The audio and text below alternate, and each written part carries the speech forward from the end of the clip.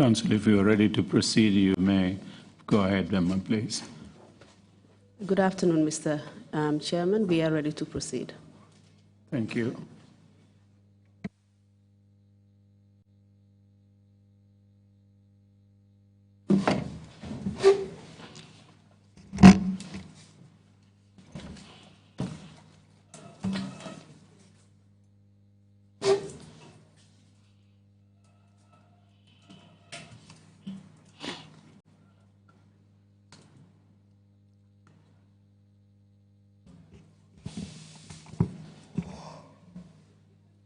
Good afternoon, Mr. Barry.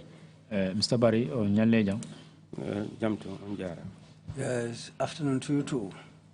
I hope you're feeling better now after the break. Siki kaya hudando fodi ndagol doni wawi heborde seda. Yeah, alhamdulillah joni butti moja. Yes, thanks to Allah, I have recovered and I'm okay now. Are you in a position to proceed and sit through the next session? Da kawon don do don pari pour jodde de fuddo den jonne dimberende. Mi pari. Yes, I am ready. Thank you very much. During the last session, you were just telling us about your meeting with President Jammeh. Jonde men sakira do fo yawde fo ta gongol don halande men don sifanade men gele yahno don kanilla pour waaw hawrude lando lady o wono do on ununi Yaya Jammeh. After you met him and he snatched those papers off you, can you tell us what happened next? Gila yahudon ha hawrunde da e makko ha o jetti nin kayde journal on wipiti dum jungoma ko ndu wadi Doni hari hilandari hakkunde mabbe soddari ben ari hakkundan e makko. That was the time when soldiers came and stood between me and him. Doni be duni ran ha mi ari kasara debbo go wallilan don adri lan kasara. They pushed me backwards until I came and stood near a lady who also helped me and helped me to stand aside. Yoni men fo ko non men jokkide mo hakander galle makko ton. Then we also followed him bit by bit until we entered his compound. Ni bay men hewti ton soddari ben yalti ben robben fo yo be yaho. When we entered the compound, the soldiers came out and said all the women should leave. Ni mimi lutti daragol don seeda. Then I stayed there a little bit and I kept on standing there. One soldier came to me and asked me, "What are you doing here?"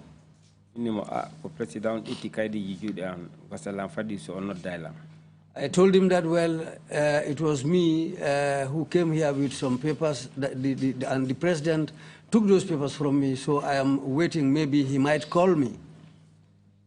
He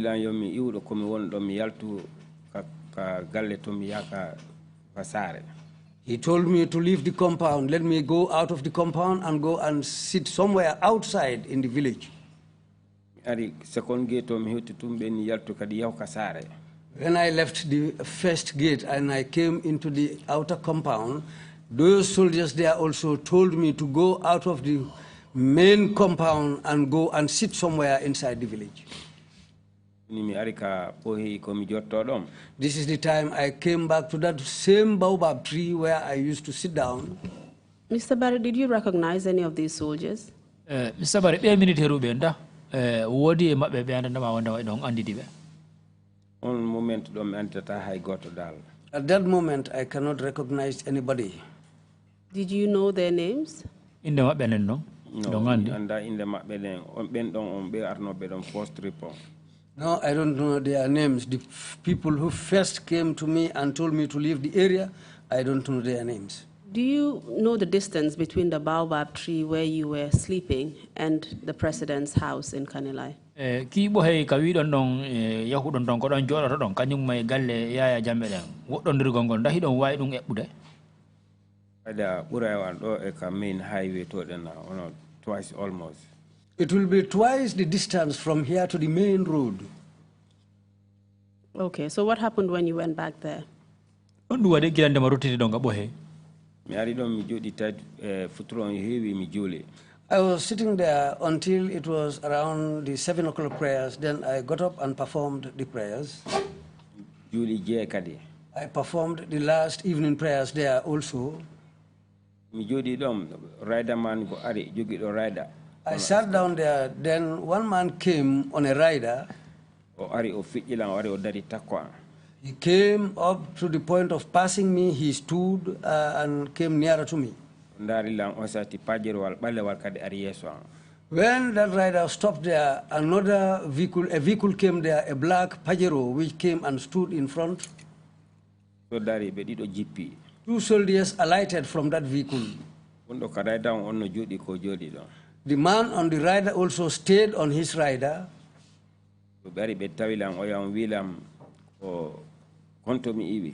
One of the soldiers, the 2 soldiers who alighted from the vehicle, one of them came to me and asked me, "Where are you from?" I looked at him and I recognized him. He's somebody who they called O2 Camara. Where did you, sorry, Mr. Barry, where did you recognize O2 Camara from? O2 Camara, Honda Andi to them. Jamano ko watno ton one month on timo fit ude pa ko yimbe no damo O2 Camara ko dum wadi mi andimo. During my previous visit, when I spent almost 1 month there, whenever he's passing by, the children used to call his name O2 Camara, O2 Camara. This is how I came to know his name. Do you know his first name? No, minko no mi andiri dal. No, I don't know his name, but this is how I know about, this is what I know about him. You call him O2 Camara. Please proceed. The second person that this O2 Camara came with also is something Kujabi. It was Kujabi who questioned me and asked me, "What brought you to Kanilai?" We even do go letter go State House lawyer ko dumani kadi jabali hiutu tonko on sabwadi mi ari Kanilai. I told them I am here for a mission. My lawyers and other departments wrote a lot of letters to the government or to the head of state, and up to now, no response. So this is why I decided to come here. When you Otu Camara wilan ko hondu wadi mi ditti kaidi mi jonnani president mabbe. That's the time when Otu Camara asked me, why should I bring a paper and give it to their president? Ndare mo minimo ko president ma antun ka ko president me info. I asked him, is it your president only you, or he is our president, all of us? Yes, you are right, ko president me. Then he said, okay, you are right. It is our president, all of us. Jabin mo or wilan ane an kaidi ko juno la kon president andari kaidi ndi moja. Then that's the time when Kujabi asked me, the paper you gave to the president, did you look at that paper properly? I said to him, yes. The paper I gave him is a paper that I know, and I know what's on it. Newspaper was the headlines of newspaper. He asked me, this newspaper, did you look at the headlines properly? I said to him, well, if I looked, I didn't see anything. But what is there? What is about the headlines? Headlines of newspaper on for President Jammeh Lawyer Dabono Bindemo letter Wondermat is the worst president who traveled more than all presidents in Africa. He told me that there is a letterhead which says, written by Wida Kombo Bindemo Lawyer Dabo. Headlines of newspaper on Wondermat be winning headlines to President Jammeh is the worst president who is traveling more than all presidents in Africa. He told me that Kujabi told me that the headline, one of the lines on the newspaper reads that President Jammeh is one of the worst presidents in Africa. Traveling more than all presidents. Traveling more than most of the presidents in Africa. Traveling. Who normally travels in most of the Who normally travels more than all presidents in Africa. I looked at him and I said to him, you. I said to him, you are Kujabi and also O2 Camara. Yeah, Jammeh. Yaya Jammeh, Lawyer Dabo, Ming Abdoulie Bari, and myself, Abdoulie Bari. He married right here when newspaper turned and now win kala ko falden. All of us has a right to go to the newspapers and write whatever we want to write. Min ko woni purpose on and they're all newspaper nerton. I told them that my purpose of what is written on this newspaper. Natal on noka their newspaper ton story on ton dena. My photo is on this newspaper and my story is also on the newspaper. Mr. Barry, just to be clear, this other news paper article or headline which said that President Jammeh was the worst president in Africa and he travels more than any other president in Africa had nothing to do with your own article. It was a separate article covered by the newspaper. Mr. Barry, laɓɓinen ɗo pour koko ɓe tuumi ko mbayuma kon ɗo wigol wondema oɗo newspaper horanden ko windi ɗo ko ɗum woni ɓe Yaya Jammeh ko kanko woni lanɗo mo andandama wondema Afrique ɗo fof kanko woni lanɗo ma ko lanɗo bonɗo te ko lanɗo kanko woni lanɗo mo andanda kanko ɓurata hoɗoyade leyɗe Afrique leyɗele ɗen fof yeesoji ɗin ɗum ɗon no serdi kañum anko wonɗa kon ƴantude ɗum woni anko winde kon e newspaper ma o ndawana gonga. Yeah, ko noon yaari because min komi indemo ɗon. Yeah, that's how it went. There are two separate things. And what I told them was... Mr. Barry, so their opposition to you giving him the newspaper was the fact that there was another article, which you had nothing to do with, by the way, which painted the president in a bad light. And obviously, he may have read it or seen it when you presented him with the newspaper. Mr. Barry, an a joni mo newspaper mo andandama wondema ɓe wondema ɗon ko windi ton gonko ɗum woni wondema ɓe haali ɗon konnguli ɗi andandama ko konnguli wona konnguli labaɗi e président o joni kamɓe ko ɗimɓe woni tegude e hoorema ɓe darani an ko wonɗa kon ƴantude e junngo makko dako noon kono waɗi mi jaabimo minemo ɗum wona personal affairs min affairs an on ko ka lettre an on woni ɗon lettre natal an on ko ɗum addilal ngal. I told them that other item is not, I have nothing to do with it. That's not my affair. What I am here for is the article where my photo is and my story is written there. That's why I am here. So, William, okay. Okay, William Johnny, Yaltu Kaniline. He said to me, okay, but you have to leave Kanilai. Ndare mo minimum handicap. I looked at him and I told him that I am a handicapped person. I told him there is no vehicle here and it is night time now. How can I go? 6 o'clock, immediately. That's the time when Otu Kamara told me, I am giving you up to 6 o'clock. You have to leave Kanilai. 6 a.m. or 6 p.m.? So I 6 watuji jego ko bimbi onda ko kike andi ko jama mi woni joni ko subaka bimbi o wi si bi weti subaka e demasi subaka mi yaltu mi yaha. It was at night when this was taking place. Then what he meant was that 6 o'clock in the morning I have to leave Kanilai. Can you tell us the demeanor?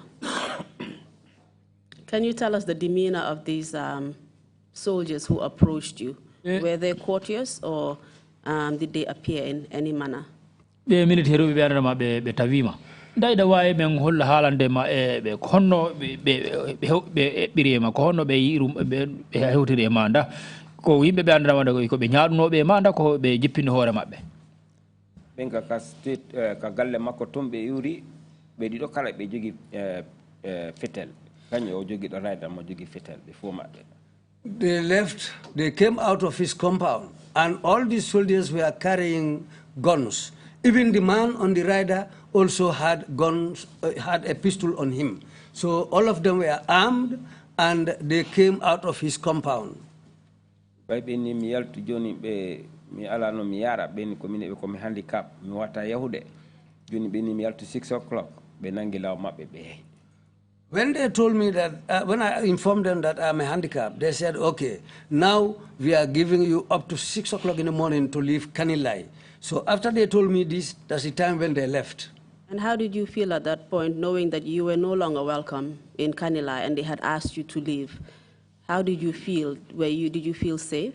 Joni on wattu don gila be yuma dum anko honno yiruda horema anda asikkuno e horema wondema hida dandi ka wonnoda don nde wonno be yima wondema ya yaltu kanilla e on wattu nanko honno yiruda horema on wattu don da e sikke ma asikkuno wondema hida dandi ka wonda don donc komi wonno yide horan ko sibe aranelam be wada ko be fala kambe andi mi dimmi don hillan jula rek la nafa rek mi nafi don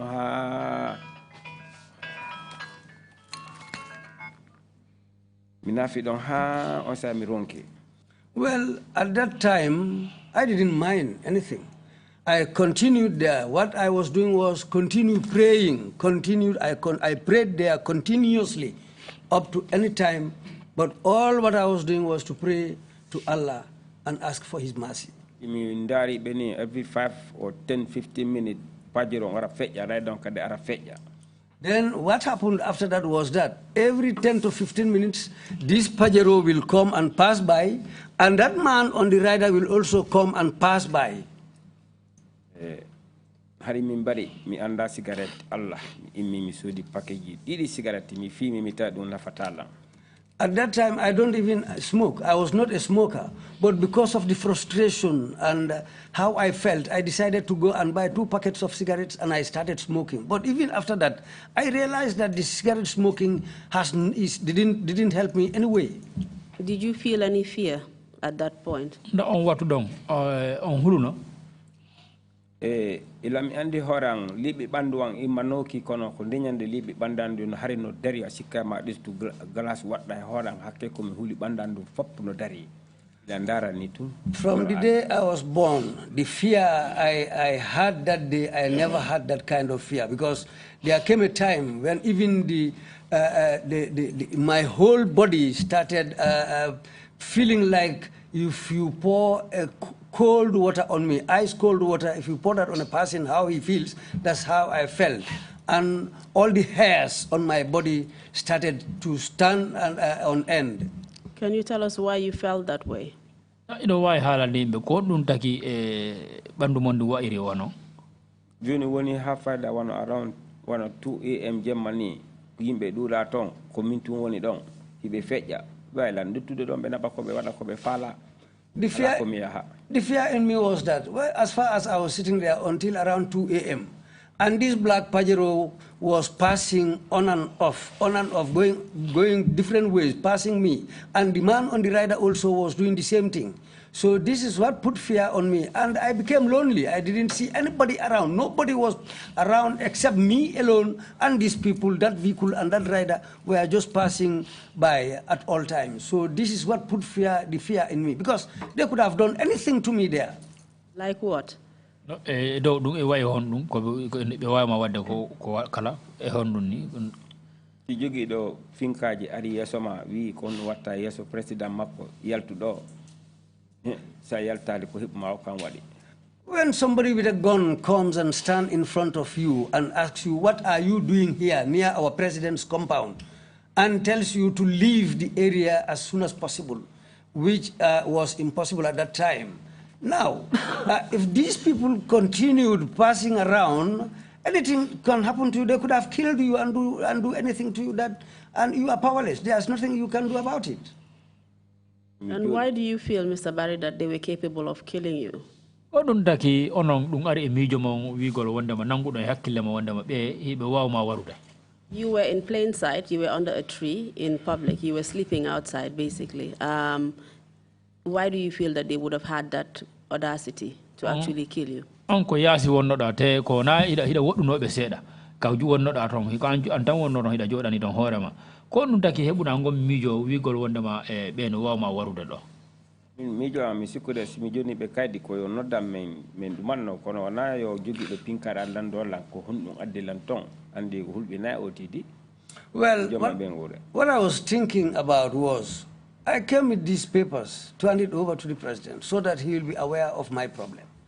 But I didn't ever think that gunmen will come and confront me and even tell me to leave that area as quick as possible. So this was what made me afraid, because as far as the situation was, I was alone there. So this is why I had this fear in me that anything could have happened. So did you eventually leave Kanilai? ndaka sakitoro ndunga yaltuno sare kanilla joni mi woni ɗon ha around mi nani jertoga no waɗa koro mi daari tamo go 6 ɓaɗike mi nani gele waɗno ara ɓenna birkama. That's where I was until in the early hours of the morning. I had the cock crow. Then immediately after that, I had one gele coming, and they were saying birkama. Then I got up. When the vehicle came nearby, I stopped it, and I went into the vehicle and said, okay, I'm going to Brikama.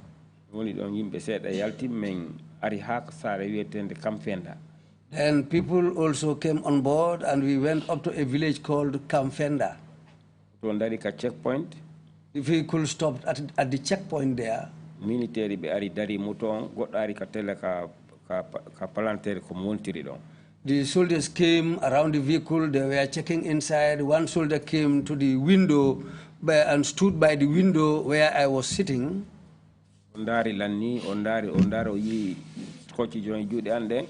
He looked at me and looked at me again and saw the crutches in my hands. Oditi walkie-talkie on he's out. That's the time when the man took his walkie-talkie. I heard him saying in the walkie-talkie that he is out. When the Gele vehicle moved away, I thanked Allah. Then I said to myself, thank Allah, I am away from this place. Then I came and alighted from the vehicle in Brikama. Mr. Barry, what do you think they meant by he's out? The soldier said he's out when he was talking in his walkie-talkie after they searched the car and saw you. Mr. Barry, mijoma sikuda kondum o firti dum do wigol wondema he is out dum esikema mijoma kondum firti mijo why wasi be wadde communication wondema timi alti line few mi acci sare mabbe. Well, what I was thinking about that was when I heard him say this, I thought that, well, they are talking about me, saying that I have left Kanilai as far as in the previous evening they told me to leave the place. So you believed that they were monitoring your movements? Oh, you know what? Ini ang ko gomda ko do woni wonda ma ang hari be dartinda de fima. Pendong ila jema ko wala no patro ndar golla ko min tumo no wande wadde monitor no habe andi mi yalti joni. Well, what I thought about that was I thought that they were monitoring me. By the time when I was there in the evening, that Pajero vehicle was passing by and the rider passing by continuously. I thought that they were monitoring me. So this is why when I heard that man talking in the walkie-talkie saying that he is out, then it dawned on me that, well, really, these people were monitoring me. This is why he is saying to them that he is out. And how did you feel at that point, being inside this vehicle and soldiers were searching for you, and you felt like you were under surveillance? How did you feel? On jamanu gilande ma moto mo ngari hewti ha on checkpoint dong militaire be ngari be go be hurli moto on hibe dartindo moto on an hida kan moto militaire ju goddo ardi ka hedde ka palantere ka jodi da don hew yurni der ton o yi an ledde de yarata den o wi o haali di konguli ko an honno dum wa e ma kadre moto don an gila wonno da don ko honno dum wa uno e ma la mijo Allah wallila mi dadi e be alhamdulillah joni mi ya be ngurande. What went into my mind at that time was that I thanked Allah first of all. Then I said, now at least as far as I am out of that place, I will be able to see my family and my family will be able to see me. I thank Allah for that.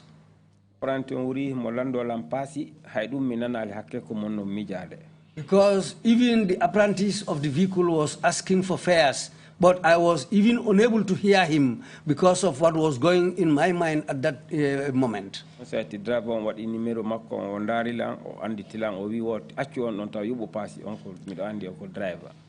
was the time when the driver of the vehicle brought down his window glass. He looked inside the mirror, the back view mirror, and saw me.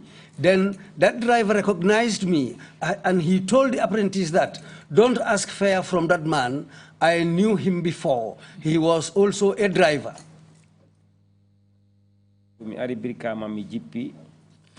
I came to Brikama and I alighted from the vehicle.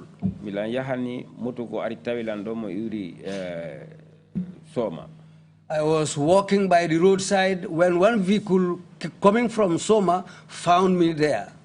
On donc apprenti jang gadi non o yilan tun o jippi o wulli o jodi ka leydi. The man who was driving that vehicle was one time my apprentice. In fact, I taught him how to drive. But the moment the man saw me, he alighted from the vehicle, he sat down on the ground and started crying. So o jippini imbe makko ben don o littilan wadi lanka moto makko. That's where he dropped his passengers. Then he took me up on board his vehicle. Why do you think he behaved in that manner? Why was he crying when he saw you? Mi joma esikkema kon wadi sikkuda on apprenti joma mo andana o yi uma himo imori jara so ma leydi jara so mo yi uma tan o jommini o wulli e horema sikkuda ko honno wadi dum andi si aden andi makko wonno da ida darodi e banduma e physical no wonirno da ha a hebi jon problème a wana horema o yima yurmene den natti makko o fuddi wullude. I think the man felt pity for me because that man knew me when I was teaching him how to drive. He knew how I was strong. He saw how I was taking care of myself and my family. He knew what I was capable of, and I taught him how to drive. I was quite okay at that time. But if that same man comes and see me looked at me as somebody powerless, a handicap, he looked at me and saw my condition. I think that sadness, that was what made him sit down on the ground and cry.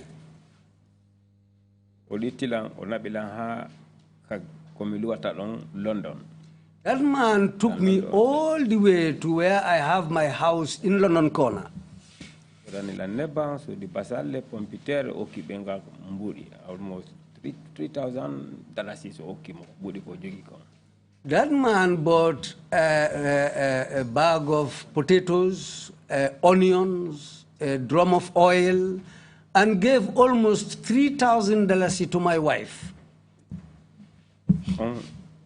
Hanko woni do fayda so yahi o ari o adana lan kembo o ndara lan mo humpala o walla lan moƴƴanon kumpay kon dal. And up to this very moment, that man has been helping me. Whenever he goes to Soma and comes back, he will buy charcoal for me. And apart from that, he will buy some other things for me and bring it for me and my family. And he will also give money to my wife. How's your trip? Mini trip home, Then when I arrived at home, my wife asked me, how was your trip? I asked her, what trip? She said, your trip to Kanilai.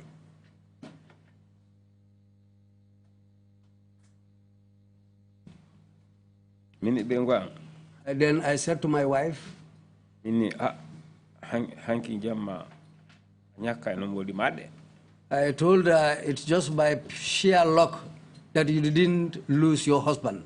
She said, what happened? President mi jonni mo kaydi o jabi kaydi juude am joni jemmaji din fof jogibe pinkabe no ara hore am. I told her I went to Kanilai. I was able to see the president. I gave him my papers. But after that, throughout the night, where I was sitting outside, gunmen were just passing by me every few minutes. And she said to me, Barry. I said, yes. She told me, forget about these people before you will lose your life. I said, okay. I spent the night there. The following day was Monday in the morning. I woke up. Mr. Barry, before we proceed, I just wanted to go back on your visit to Kanilai. You had visited the president there. I believe it was in 2004, because you said it was the 10-year anniversary of his taking over the country. Is that correct? O yahen bawo do woni gilanda way hono da kanilla pour wadugol fere ndara sawa yide president o sikki dum ko 10-year anniversary ya jamme dum hawrondirno kanilla way hono da tongo 2004 donc non yaade wadi ton 1 month. Yes, that was how it went. That was my first trip when I spent almost 1 month there. Yes, Mr. Barry, before that, did you have any communication with the president? Mr. Barry, gilande ma yahonda da ida famon reno e president o No fo mi mo fetja kono mebata access pada golmo. No, during all the time, I just see him passing by, but I don't even get the chance to go closer to him. I had no access to him at all. Did you write to the ex-president Yaya Jammeh before you went to Kanilai? Yo yahude Kanilai kasare Kanilai nda on windandomo later. Lanjugi no kaidi ko mi windi on handwriting na hay typado. Lanjugi no mo kabaga. Si mi yuno mo ko mi jonna no mo si wono mo yudude kono alla wadi mi hebali access yudugo makko ni kaidi dutti kabaga. No, but what I had was a handwritten paper which I had in my bag, and my intention was to hand that handwritten paper to him if I was able to get near him. But I didn't have any access to him. I was unable to go near him. I was unable to pass that paper to him. It was in my bag. Did you subsequently write to the president after your visit to Kanilai?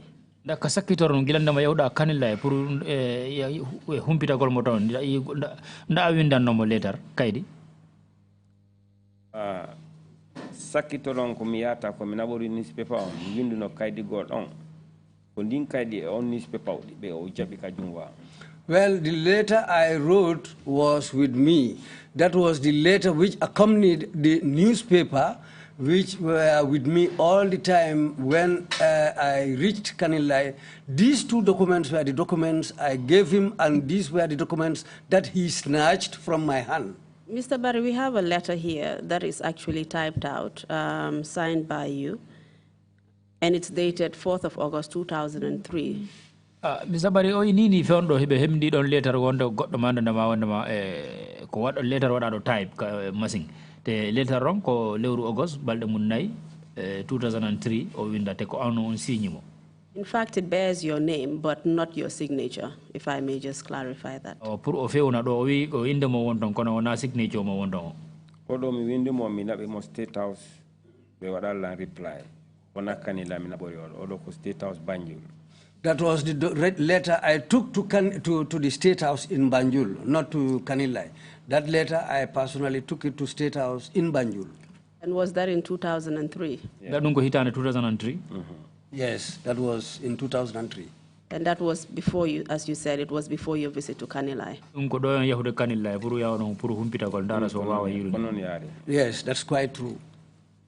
And was it because you had no response to this letter? That's why you went to Kanilai? Nung sai on yehi on happy feojora na buri hagol Kanilai sab ko hebani jabu e letter mo jonnan do mon e kundagi don jon don buri o yahu ndaron so yiyem Kanilai. Wa ko bam hebali jabu e jabande yimbe ben fo windi hebali jabande ko dum wadi mi windi wala e dis ko famille Kanilai. Well, as far as I wrote that letter and I had no reply for that letter, then this is why I wrote this other paper plus the newspaper item. These are the two letters I personally went to Kanilai with because I had no reply for the first letter which I sent. Do you know whether you can identify this letter? Is that the letter you're referring to? Dako on letter woni don ko on no wide halde kullem. Yeah, o ko mi windu no o. Yes, this is the letter I wrote. State House Banjul. I took it to State House in Banjul, and there was no reply. Was it the same letter that you attempted to give to President Jammeh in Kanilai as well? Dako on letter gotong buno don pour jonnon kan president dum woni Yaya Jammeh Kanilai so hewtino to ko on letter. Letter mo mi windu no mi nabi Kanilai e odo. It's almost the same father. Ko fino mi hebira lawo rek e makko sita be waylan wallude. Kudu wadi mo wadde kip be windugo rek fino be no hewtira makko.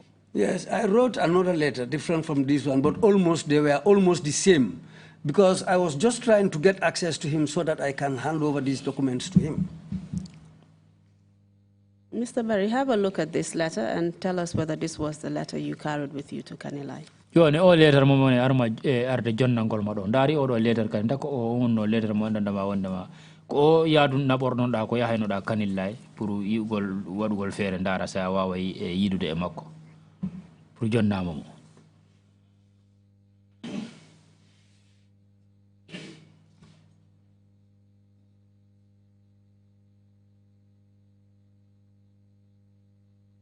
Can you tell us if that was the letter, or is it another letter that we don't have a copy of?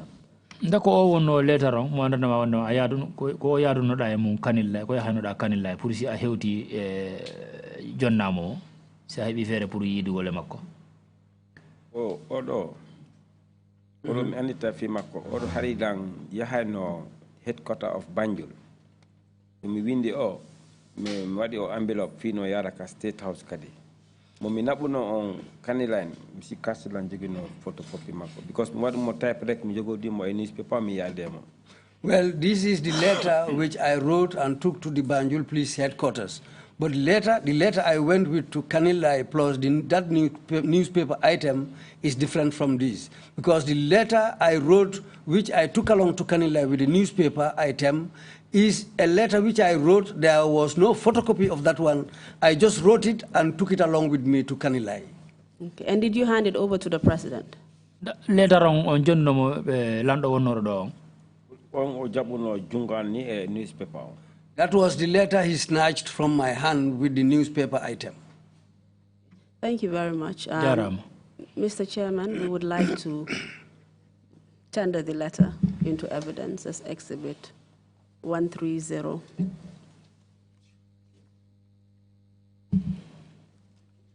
I believe it's K.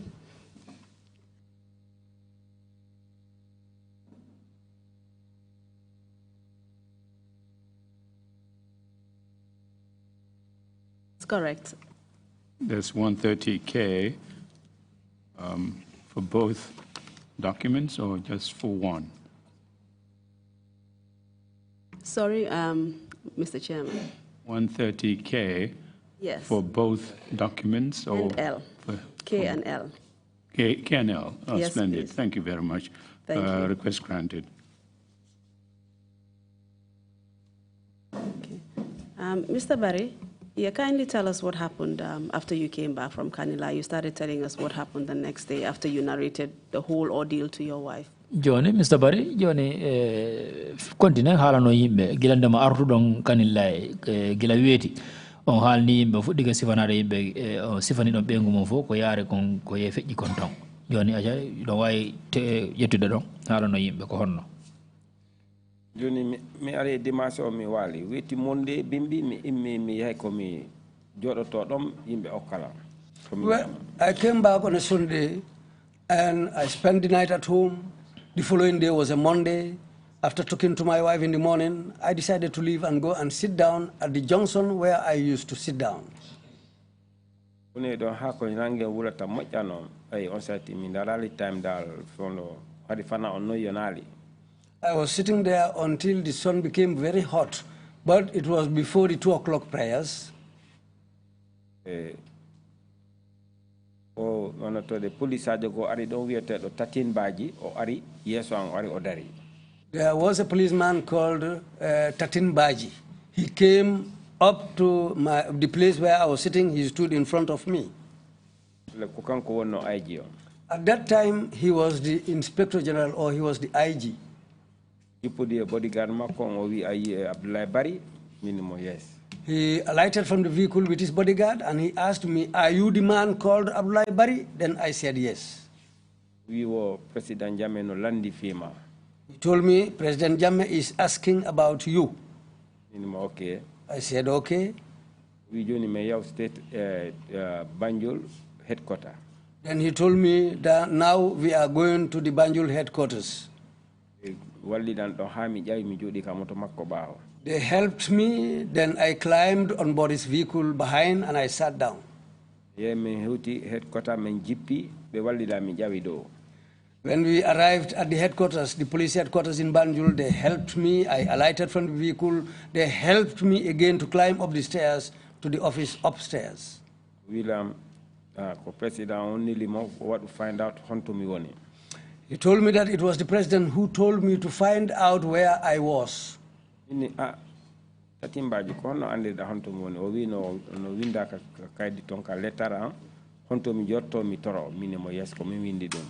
told me, I asked him, well, how did you find me?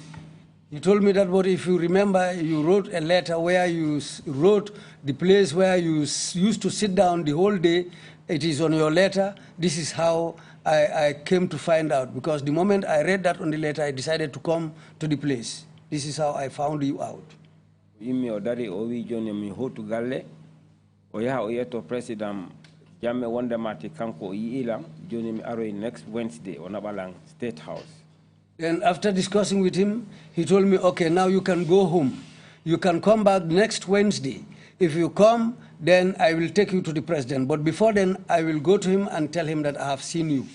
Mr. Barry, just to be clear, this was still in 2004, a day or so after your visit to Kanilai. Yeah. Go hit under 2004, nyalane andama do ya yahude nu Kanilai. Kono yari. Yes, exactly. Please proceed. Joni o wilam mi aroy on Wednesday by mi aroy. He told me to come back on a Wednesday. Then I went there on that Wednesday. Eric office makko mi jodi o wilam. I went to his office and I sat down. Then he told me. Mi ari. He told me to get near to him. Wilam, anon fi o case ma wadilan difficult because mi ala document comme holla president on honno accident mayari. He told me that your case brought a difficulty for me because I have no document which I have to show to the president so that he will know exactly what is your case and everything about your case. So this is why I found it very difficult to go along with your case. Minimo haisa yila no woniri ni milam buri document anabila ni no buri we got no document. I told him even my appearance is a document because the way I look, my appearance, the way I am. If you take me to him when he himself sees me, that's a complete document about me. You will generate more problem. He said that will create a problem for him. Minimo sorry sir. Then I said to him, then sorry sir. Ini IG foko IG. I said an IG is an IG. Ini jodi do ka julere. I said somebody who is sitting on the seat. Ini sa imike goddo jodi ke. I said if you get up and somebody else sits down, The same IG. it's the same IG. Ini corruption ko do fuddori. I told him this is where corruption starts. Wida honu wida. He asked me, what are you saying? Ini mo corruption ko ka julere ma do fuddi. I said to him, corruption starts at the seat where you are sitting down. Why? He asked me why. Ini mo kaydi janni ari do. I told him I brought my papers here. Yeah, dambele me anoto de Jata Balde. I told him I came here. A policeman called Dambele was aware, plus Jatabalde. Juni Jeso eti kaydi jan maridi. And we gave our documents to Jso. Jso took these documents from me. Hide We them. got it wari ondari la yeso we on them I'm sorry your document is missing. When I returned back, Jso looked at me and told me that your documents are missing. Ibunjai. Ibunjai, si bopam ondari mol def ondari na o wilan he kaydi jimadi no majji. Ibunjai also came and told me that your papers got lost. I think there's something wrong with the interpretation. Just repeat what you said, Mr. Barry. Minimo corruption on kakajulere do fuddori e makko. I told him corruption starts with you here on this seat. Ini ko mi arde Jata Balde do dena men joni Jeso kaydi jamen do waddi ka kobot. I told him I came here previously and myself and Jatabalde, we gave our documents to Jso. He took them and put them inside a cupboard. Joni Ibunja yeka office makondare are o wilam Mr. Barry I'm sorry your document is missing. On my order return, Ibunjai went into his office and came out and told me that your documents are missing. This is why I'm saying to you that corruption starts here on your chair. And can you tell us who Ibunjai was at that point? Ibunjai jo kanko wonno hombo on wato. Kanko wonno IGP. Ibunjai was also the IG at that point. And it was Tatin Baji who replaced Ibunjai. No, I need Tatin Baji kon lonti Ibunjai. Wow, kono exactly yeah. Exactly.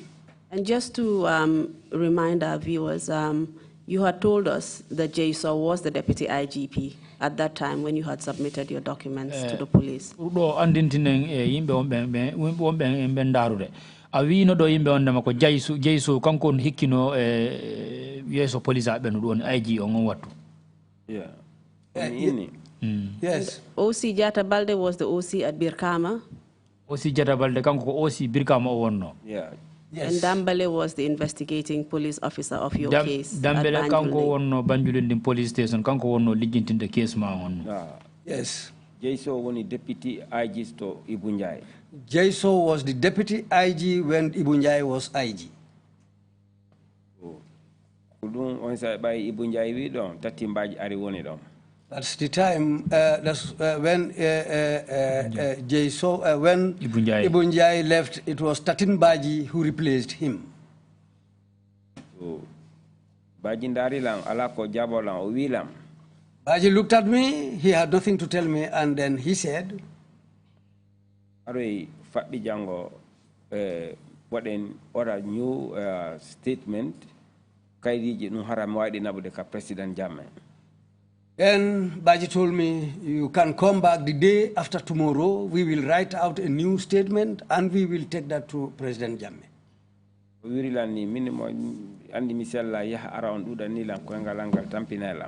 I told him, "You see, I am handicapped. Going and coming is really a problem for me, and my leg is giving me a very serious problem nowadays."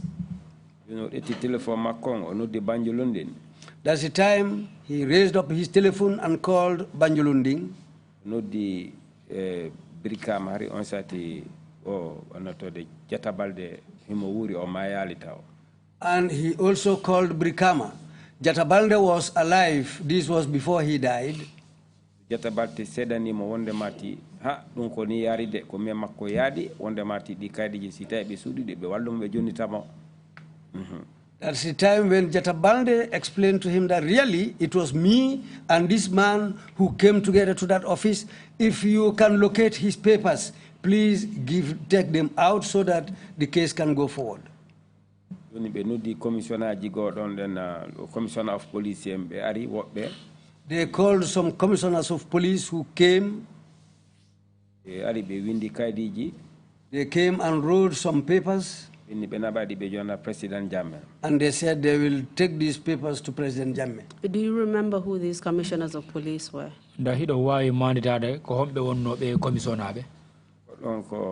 Mr. Jen. It was Mr. Jeng.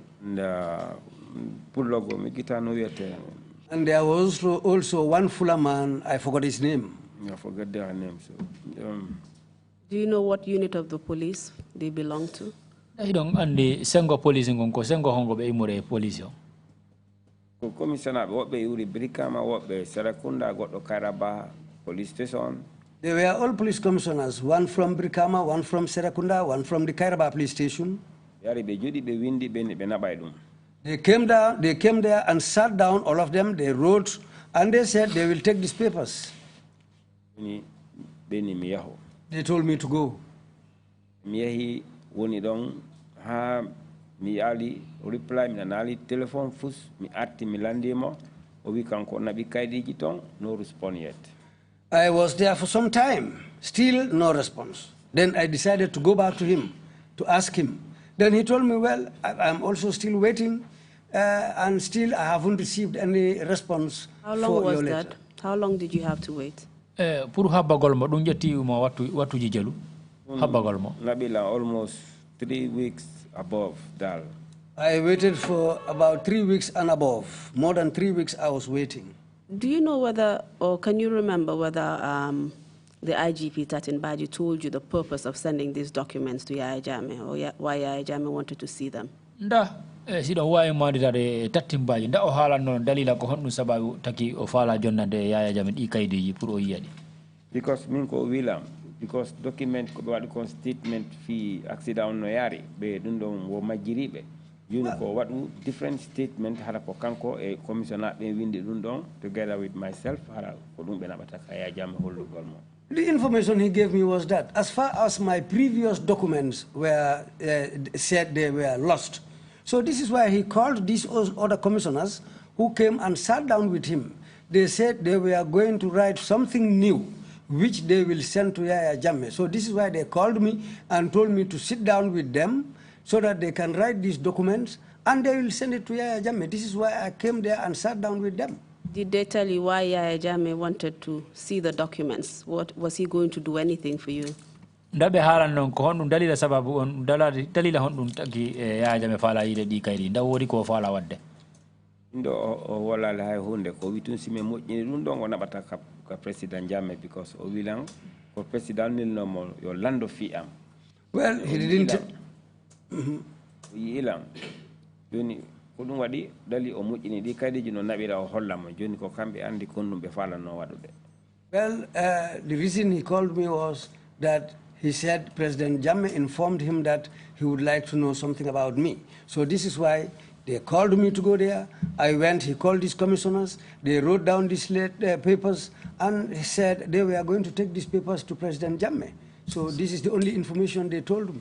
So Jammeh just wanted to have or gather more information about you after you had visited him. Amunda hino wa ini Yaya Jammeh ko fala no kafindirde kibar tan fima de wonno wonde ma o fami wonde ma ayahono pour yiugol sawaye mo yidude e makko.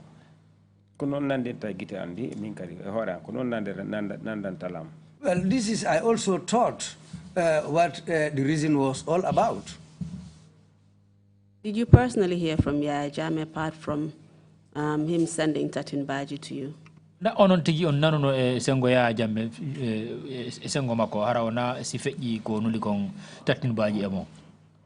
Joni ɗon mi nanali hande kadi ko si mi ari ka Tatin Baji am busy mi watamo yude mi jukki ha mi waɗi give up dal. Well, that's how everything ended. Because after that, if I come to Tatin Baji, in fact to see him was a problem for me. He will tell the guys that, tell him that I am busy, I cannot see him, I've been going up and down, until I became more frustrated, then I gave up everything. On sati national transport waɗilan chef de garage, banjul ɗon mi jooɗo ɗon mi waɗa collect driver ɓe min senda kikiɗe heɓa komi waɗa dépense. So that was the time the transport union brought me and made me a chef de garage at the Banjul garage. So when the drivers loaded and the amount they used to give to the garage, when we collect this money, in the evening, if I am going, they'll give me part of that money when I go home. That's what I used to give my wife as fish money. So mi woniri noon toujours time to time mi winda letter. In 2014, mi windi letter to the president again. So this is how I was living. Time to time, I will write a letter. But again, in 2014, I decided to write another letter again to the president. Mr. Barry, you had told us that you wrote letters to Yaya Jammeh. You've presented 3 letters to us. One was written in 2009, August the 5th, sorry. And another one was written on the 21st of November, 2012. And the last one you mentioned, that's the 30th June, 2014. Halani do yimbe wonda ma awinda no Yaya Jammeh letaruji dana ko letaruji ɗuɗi letaruji tati letar goɗɗon ko lewru August balɗe mum 5 letar ɗimmo ko lewru August balɗe mum 21 legal letar tammo ko lewru June balɗe mum 2014. Yeah, komi wonno windude to what goɓe remind ha jeni has mi waɗi give up, but what I'm winda don't have Andy, I'm just behind them still. Well, yes, it's true. I wrote these letters just to remind them that I am still around, so that they might have an idea about me, or they might think about me or consider my case. This is why I kept on writing these letters to remind them. So, letter. It's all right, Mr. Barry. I just wanted to present these documents to you so that you could identify them. And don hawri ko fala tan pour be natina di letaruji kan re hala kono do e dum be yettinanta di taw ndara di taw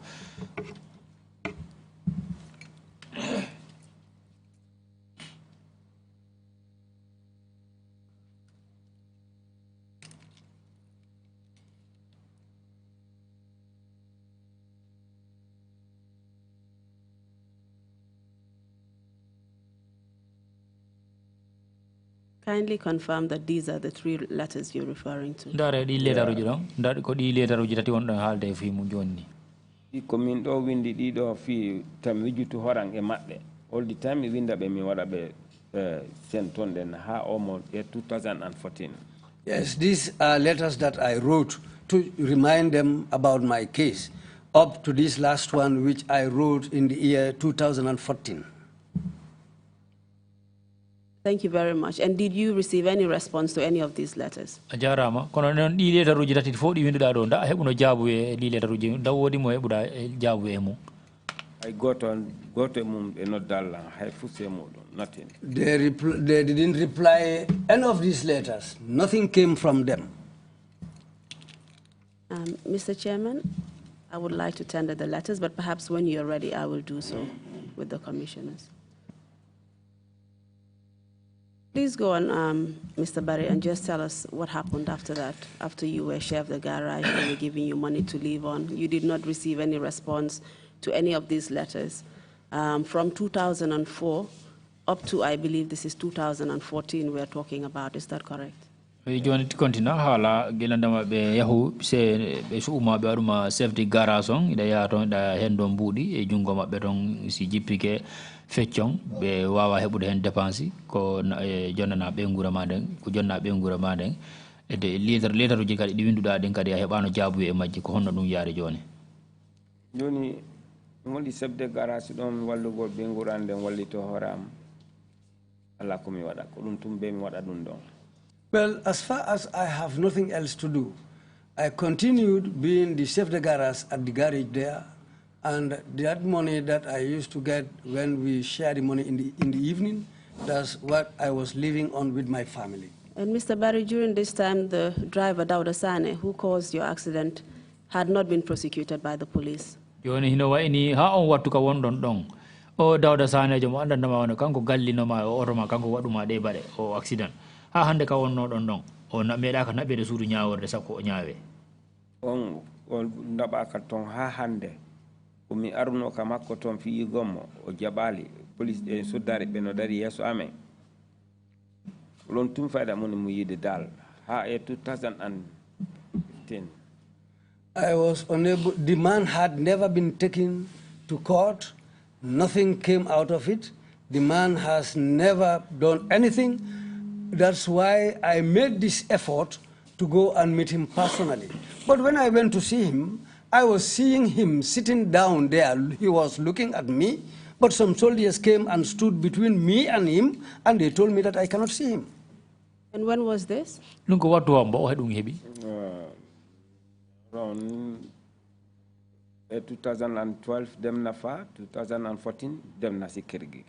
I went there in 2012, and I returned there again in 2014.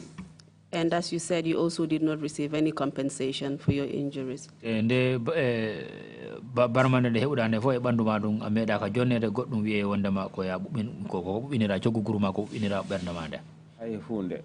Up to this minute, nothing. And you have told us that you sought the assistance of lawyer Badu Conte as well as lawyer Ida Drame. A wi wondema ɗo yimɓe kadi a heɓuno ballal immorgal lawyer Badu Conte kañum e lawyer Ida Drame. Did you ever make any attempts to file a civil suit against Dauda Sane, the driver? Nda on heɓuno anni on pour saminagol Dauda Sane ka court. Andi on sati dole den no serti kala ino do wada e don no gasa be hula fi hore mabbe dal to on don ko woni don ka nene o da no hulbini so hubbe jabata wallu dalam. In those days, those people were untouchables. Even Dauda Sane, where he used to go and sit down at the president's mother's residence, nobody dares to approach him there. This is why they stopped me and said I cannot see him. And apart from that, anybody whom I approach for them to help me, if I explain the matter to them and the people involved, they were all afraid to stand by me. They wouldn't even risk their heads to go and stand for me. So it would be risky to file a civil suit against Dauda Sane because of the fear people had. in the state? Oh, hino ini puru hebugol anni o ma mijongol wigol no samino o dawda sane code dum wona dum ko anda ko wartagol dal pour wigol no saminobe sabu hondo no be woni no dole ko be jogino on jama ko non yari di Exactly. ben wadde septi hore mum. That's how it was. Everybody was thinking about his or her own head. What happened after you sent the last letter to ex-president Yaya Jammeh in 2014? Joni hitande 2014 kondu wadi gilandema jonnanda Yaya Jammeh o letter hitande ne beeda 2014 wami windi letter on o yahi office of the president goddo no ton wiete do Lamin Camara on ko sojajo o noddilanka telephone. After sending this last letter to the office of the president, there was a soldier there called Lamin Camara who called me on telephone. We can win your letter minimum. He asked me, "Are you the man who wrote this letter?" I said, "Yes." William Gasi Joni Kanko o jonna letter on o wali nanga katabal president Jammeh on site ko dungo William. He told me, "Okay, it's all right now. I'll place this letter on President Jammeh's table so that he can see the letter." Nundo woni no ha 2015 minanal high force. That's how it went on until 2015. I didn't hear anything. Mi windi on other letter again mi nabi. Then I wrote another letter again and I took it. Debbo go wondo State House don o wi kanko ko office of the president o woni. There was a lady who said she was also working at the office of the president. William minimum office of president tigi on we were kanko woni PS2. I asked her if really she was working at the office of the president. Then she told me that she was the permanent secretary number 2, PS number 2 at the president's office. Min kono inetala we no name. I asked her name. She said no, she will not give me her name. Okay. I said okay. We were letter ma huti judame kunu fadame wadane. Then she asked me, your letter has reached us, it is in our hands, but what do you want us to do for you? Handicap. I told them I am handicapped. I have nothing. I am penniless right now. The vehicle that I had, which was helping me to have a living, is now completely destroyed, and I have nothing else to live on. So this is the type, that's why I'm seeking help from you people. I told them the blood that came from me, and my blood was spilled, and the suffering I went through, the damage that happened to my body, nobody can pay me that in money. So this is why I'm looking now for help. I told them now, anything that you can help me to start a new life, that's all what I'm looking for. Okay. She said, okay. She said that they will call me later. I said, okay. 2016? I was there till 2016. Okay, debon o noddi lankadi hari ndenyande ilang sumaya no badi. So one day, just before the onset of the Ramadan, this same lady called me again. William Mr. Barry, good yalti fi made. She told me, Mr. Barry, something has come up about your case. I asked her, what was it? We were, jude boss mini boss ma humble. She said, it is in the hands of my boss. And I asked her, who is your boss? We ko big man on Johnny, boss ma ko good. She told me that the big man gave something to my boss for me. Can you tell us who the big man was and who her boss was? So we big man ko hombo non te ko hombo no boss mako kadi. I milande kam wi ko president Jammeh ti goddum joni goddo protocol jo mabbe hore jo mabbe on. She told me, when I asked her, she told me that President Jammeh gave something to the head of the protocol, among the protocols that were working for the president, but it was given to the head of the protocol at that time. Do you remember the name of the head of protocol? Da ida wo ay mandita de yeso protocol on jamanu. Debbo ay hore makko jonnalla inde o jonnalla hay goto inde. The lady refused to give me any name. She refused to give me even her own name. And just in relation to the facts that you were narrating about, what you had said to Yaya Jammeh in your letters, I would just like to highlight these. Ko sababu ni ko wonda kon haalde do pour lettaruji di windanda din Yaya Jammeh e sababu dum don e dow dum don hoore di lettaruji o fala wari ko fala ma jangande do. And before I do so, Mr. Chairman, I would like to tender the letters into evidence. The letter dated the 5th day of August 2009 as Exhibit 130M.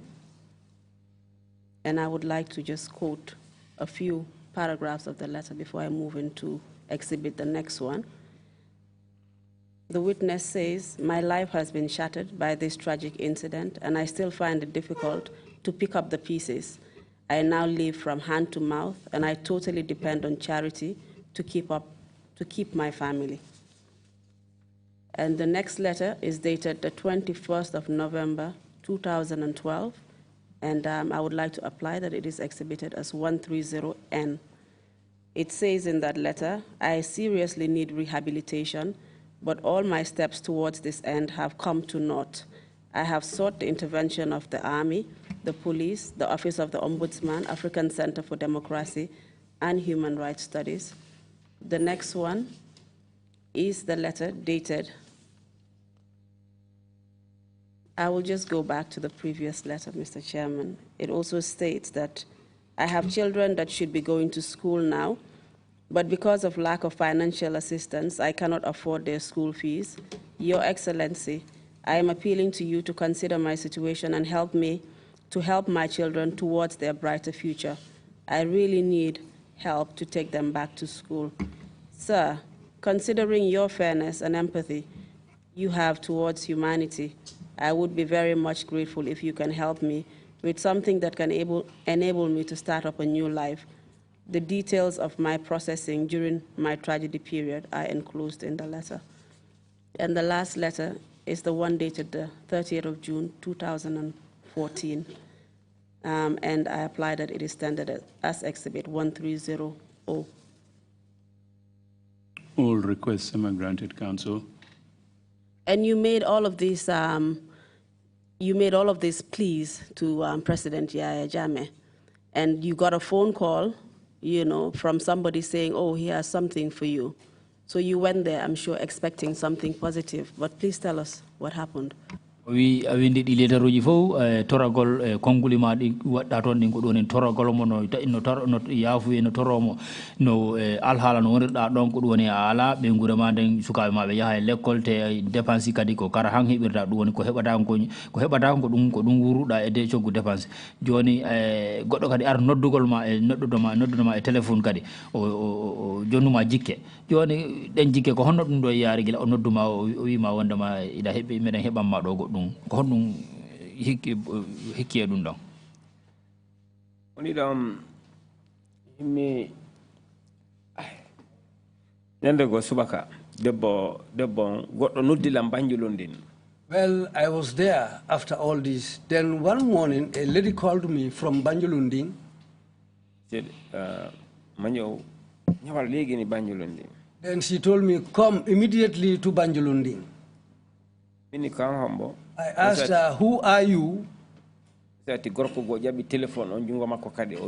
you Mr. Barry?" "Yes." That's the time when it looked like that he snatched the telephone from the hand of the lady and asked me, "Are you Mr. Barry?" I said, "Yes." And he said in a harsh voice, "Come right now to Banjulundin."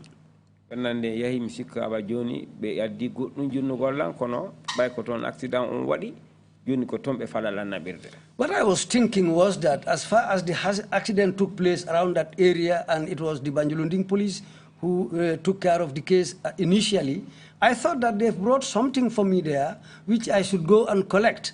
So I went there with that expectation. Then I told my wife, "I am now going to Banjulundin." "Okay, Barry." She said, "Okay, Barry." She told me, "Take some water and pray to Allah and make that water charity before you leave and go. I did the same thing. After taking out that water for charity, I decided to go. When I arrived at the place, I found a lot of people standing there. Some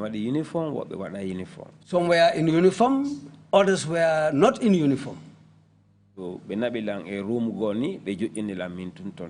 They took me into a room and they left me there alone, sitting down there. Do you know where these people were from? Definitely, me Definitely, I don't know any of these people. And was this at the Banjulunding or Yundum police station? Banjulunding ko Yundum police station hebino. Hanga police station go to woni Yundum o mo Banjulunding. Ko don Banjulunding police station by Yundum.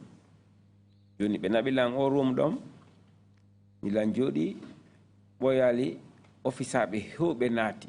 It was at the Banjulunding police station. There is another police station at Yundum, but it started at the Banjulunding police station, where they took me into this room. I was sitting there, down there, until a little bit later, some officers came inside. Nati, no benati de landarira beni ha mi protocol be dido nati because protocol ben uniform be sa yibe to anda be ko protocol be. When these police officers came in there, a little bit later, 2 officers came in who were protocol officers. Because if you look at their uniform, you will understand that these people are protocol officers because their uniform is different from the uniform of the policemen. Abdoulie Bari, mini benam. They called me and said, Abdoulie Bari? Then I said, yes. Yes, Anani. And they told me, whatever we tell you, just say yes. I said,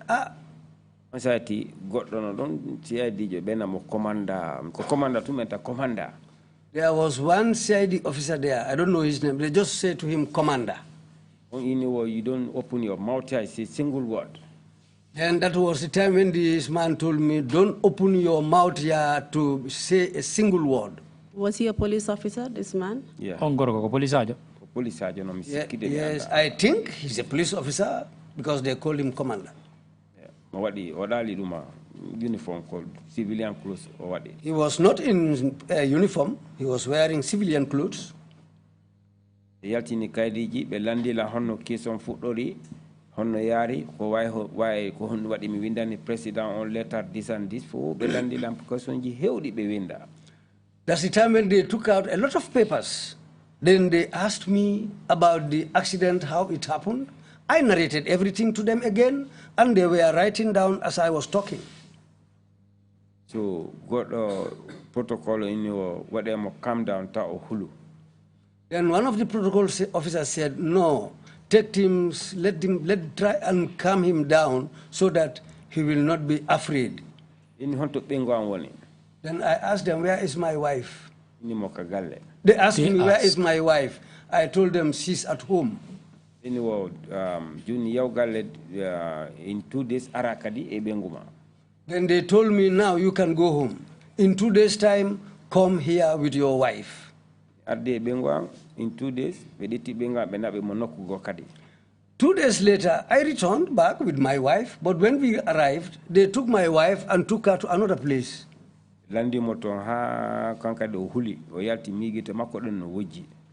They asked her many questions in there, and I'm sure she was crying, because when she came out, her eyes were red.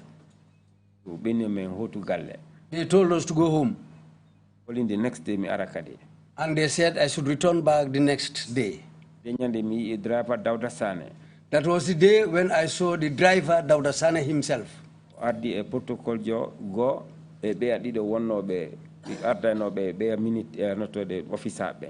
Then that day he came with one protocol plus 2 other officers who were military men.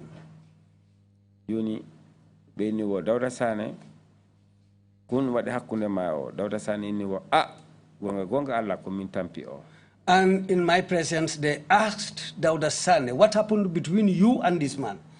And what Dauda Sane replied to them was, truly speaking truly to Allah, it was me who knocked his car. Then they told Dawda Sane to go out and stay outside.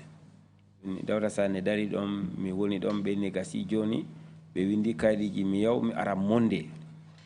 after that, they wrote some papers and told me now it's okay, but you come back here on Monday. And it was on the second day of the Ramadan. That day I was keeping fast. And you were going up and down from your house to Banjunding police station. Did you know what this was all about, or did they tell you what was happening? Joni hino wa ini ni joni da wada ya ara hakkunde ka sudu ma e Banjunding police station. Ndabe hala no ma ko hondu woni ko hondu kambe woni hondu woni e mabbe ko hondu be faala. Hari on satimi andal ko hondu be faala e kambe o hore mabbe fota on. At that time, I didn't know anything that they want. I didn't even know what they were trying to work out. I didn't know anything about their intentions. Did you think that perhaps they were trying to prosecute Dawda Sane, the driver? Da emijo mo on sikkuno wondema Dawda Sane ko be faala ko dum woni pour nabugol mo suudu nyaawore ndabe so be nyaawom. Dawda Sane ko be landi mo tun ko wilan ko wi ko yes ko min tampi o do ko don tun o hatti be ne o yawka yaasi o yehi ton. Well, in my presence, when they asked Dawda Sane, he said, yes, true to Allah, it was me who knocked this man and his car. Then that is the time they told him to go out and stand outside. On Monday. Well, when after living there with my wife, they told me to come back on Monday. I woke up in the morning again on that Monday and I told my wife, I am going back to that place again. Then my wife told me, Barry, I don't trust these people. I also told her, even myself, I don't trust them. I said, but anyway, let's leave everything with Allah. I will just go and see what's going to happen. And why did you have this feeling of untrust? Why did you not trust them?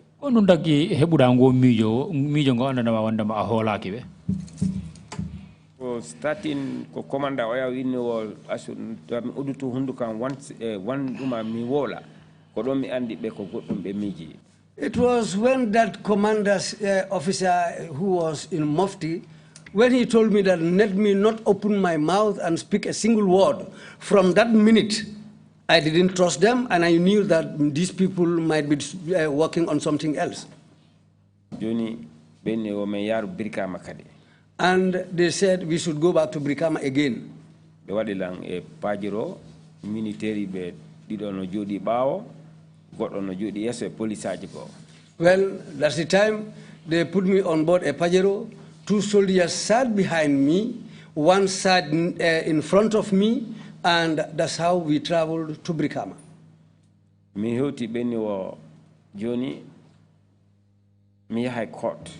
When we reached Brikama, that's the time they told me that I was going to stand trial. I was going to be taken to court. I asked them, is it me and Dawda Sane or me and who? They said it was you. You are going to court because you have accused the state. I said, okay. I said, okay. And when did they tell you this? Where did they tell you this information?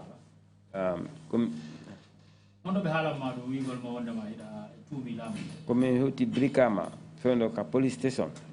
It was when we reached Brikama, near the police station, when they told me that I have accused the state and I'm going to court. They are taking me to court. At that point, did they present you with any written charges or any document? Nda on watu non be jonno ma kaydi ni andana ko windadi hollirgol wondema ko dum do be tumuma be jippini lambe nabilan kan der police station ton. I was not given no paper. They just told me to alight from the vehicle. They helped me to come down the vehicle and they took me into the police station. Iti jude andem be wadi hore kaydiji be wadi by force stamp be majji about 8 papers. They brought around 8 papers and they forcefully held my hand and pressed it on those papers to stamp my finger on them. After all that, they told me, now you are going to court. And these documents that you were forced to thumbprint, did they tell you what it contained? E kaydiji ɗi ɓe forcema pour ya tampu ndaɓe haalano ko honɗum ɗi saawi ko honɗum woni winde majji ko ɓe innilam ko false information mi jonni the state ko ɗum waɗi ɓe naɓdelan court. What they told me there was that I supplied false information, and this is why they are taking me to court. Were you able to read what the documents contained? Are you literate? nda onon tigi e hoore mon on wawanno janggande hoore mon andon ko faamon ko honɗum winda e ɗin kaydi. Anyway, me waɗali read kaydiji ɗin dal because I cannot read. Anyway, I didn't read those papers because I am somebody who is not literate. So this is why I was unable to read anything on those papers. So when you were being forced to thumbprint those documents, you had no idea what they contained? awa hino wayni gilalno ɓe forci on pour yon tampu ɗin kaydiji on andano ko honɗum woni ɗin kaydiji. Mi andari ko honɗum woni fi ɗin kaydiji hakko ɓennilam mi yahay court. I didn't know anything that was written on those papers until after they forcefully made me thumbprint these documents. After all that, that's the time they told me that they are going to take me to court. And what happened when they took you to court? Yanda ɓe hewtino nga suudu ñawirde ko honɗum waɗi. Mi fokkiti mi ari ka ɓawa moto mi ɗetti mobile on mi dial ɓe go mi nodde mo minimo ha ɓe naɓɗelam Brikama court o wi honɗum. After all this, I came out behind the vehicle. I took my mobile and I called my wife. I told her, finally, these people has informed me that they are going to take me to court in Brikama. And how did she react? ɓengu mo gila noduɗon mo ko honno kanko iri ɗum. Adi pa ko an jiwunku yahi ka school Abdoulie yahi kapinteya Omar kankado yahi ka school joni noon ɓe ngo acci defugol ngol o dugi o ari Brikama. At that time, my daughter had gone to school, and the little one also had started going to school at the time. And my eldest son, as far as he was doing a carpentry job, he had already left to continue his carpentry job. My wife stopped cooking immediately, and she rose to the police station in Brikama to come and see me. How did your wife feel after everything that you had been through? Sorry, Mr. Interpreter, can you just allow me to finish? Go on. How did she feel after all of your suffering, knowing what you went through, and you have already spoken about how she supported you through the entire ordeal? How did she feel that you were being prosecuted? joni ɓengu mon ko honno kanko yiruno ɗum fof ko andama wonde on haali ɗo wondema ko kanko wonno neɗɗo mo andama kanko dogayno yaha ara bimbi e kikide jamma e ñaloroma dépension fof ko kanko fawino fof ko woni ɗo joni ko honno kanko yiruno ɗum gila o faami wondema joni ɓe tagi on tuumal ɓe faala on nabude suudu ñawre pour ɓe ñawan kanko ko honno yiruno ɗum ko honno ɗum wayi e makko.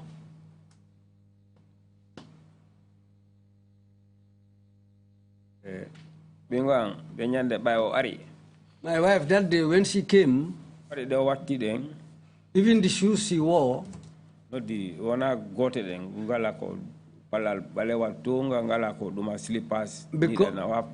because the way she left the home in fear, the shoes she wore were not the same. There were two different shoes she wore on her legs that day when she arrived at the place.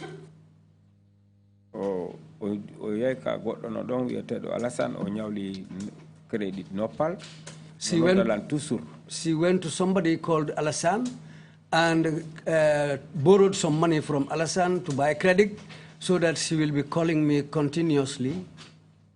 She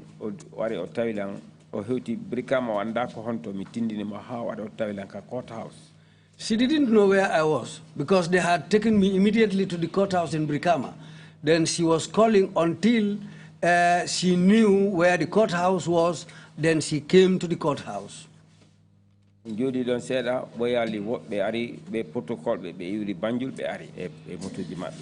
was sitting there for some time until a little bit later, some protocol officers came from Banjul with their vehicles. They also arrived on the scene. Mr. Barry, can you tell us how you felt? I mean, your accident occurred in 2002. Mr. Barry, we joined that way haalande yimɓe honno yiruɗa ɗum sabu accident ma on ko hitande 2002 du wadi yon an ko hono dum yiruda dum gila be nabuma suudu nyaawerde. You did not receive any assistance from the driver who caused the accident, Dawda Sane, or the state. Hebani ballal immorgal hay goto surtout Dawda Sane mo andantama wonno kanko wadum wadi o accident e ma so hebani ballal kadi immora sengo lamungu. When you were taken to the Banjulding hospital, your wife had to pay for the ambulance that took you to RVTH. Gilanda manapanoda accident on wadi bena uma Banjulunding kalobudan don bengumo be ituno mudi be sodi isas pour wada ka ambulance. You got to the RVTH, you had to pay for the blood that was used for your operation. Gilanda ma hewtuda kalobudan jano Banjulu on yobno mbudi kadi pour wa on sodude jijam. You had to pay for all the medical expenses, the drugs, as well as the treatment that you received at the RVTH. On yobuno kadi dépense ko watte kon fo fi lekkeje den ko kanyuma operation ko wonno don ka lobidani jana don woni RVTH. And this was during a time where you had lost your only source of income, your vehicle had been completely destroyed, and you were evicted from your home. Dum ko wattu hebino mo andama wondama on wasi moto mongo te be itti on kadi suudu ka hodu don kadi. The driver of the vehicle was not prosecuted for any crime. Driver wadudo dum ma o nanga ka sako nabe suudu nyaawirdu ko bade ko wadi kon. Even though he admitted in your presence as well as in the presence of all the soldiers and police officers that he was the one that was at fault. Do dum kay kanko tigi o jabi wondama ko kanko wadi de bade e ma de o jabi tawndema tigi wondama ko kanko wadi no dum te o hay dum o nyaawa ka e do dum kadi. To add insult upon injury, you were here now being prosecuted. Yoni ko dum woni misal wondama beyda yennore e dow musendi dum misal ko dum wadu be waduma do. And this was after 13 years, from 2002 to 2015. 2002 ha 2015. How did you feel about that? Anko honno dum yiru honno dum wa'i e ma e gurdal ma. Tay ko musendi e mettere bernde e mijagol aden yido aduna. It caused hardship, unhappiness, suffering, and all type of vices on me.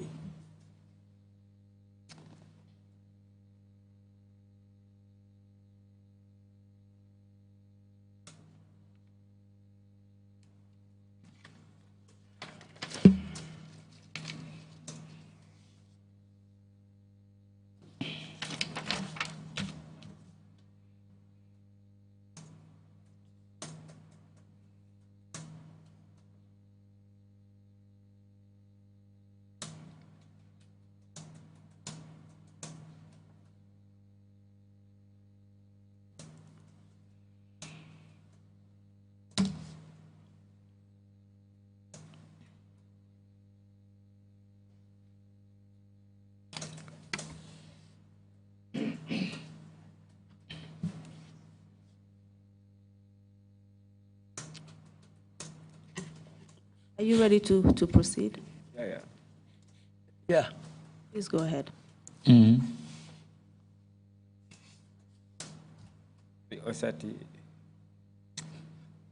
It has been really hard for me. By Minatika courthouse, the minute I went into that courthouse that day, I looked around. I cannot even cite the driver who caused all this trouble.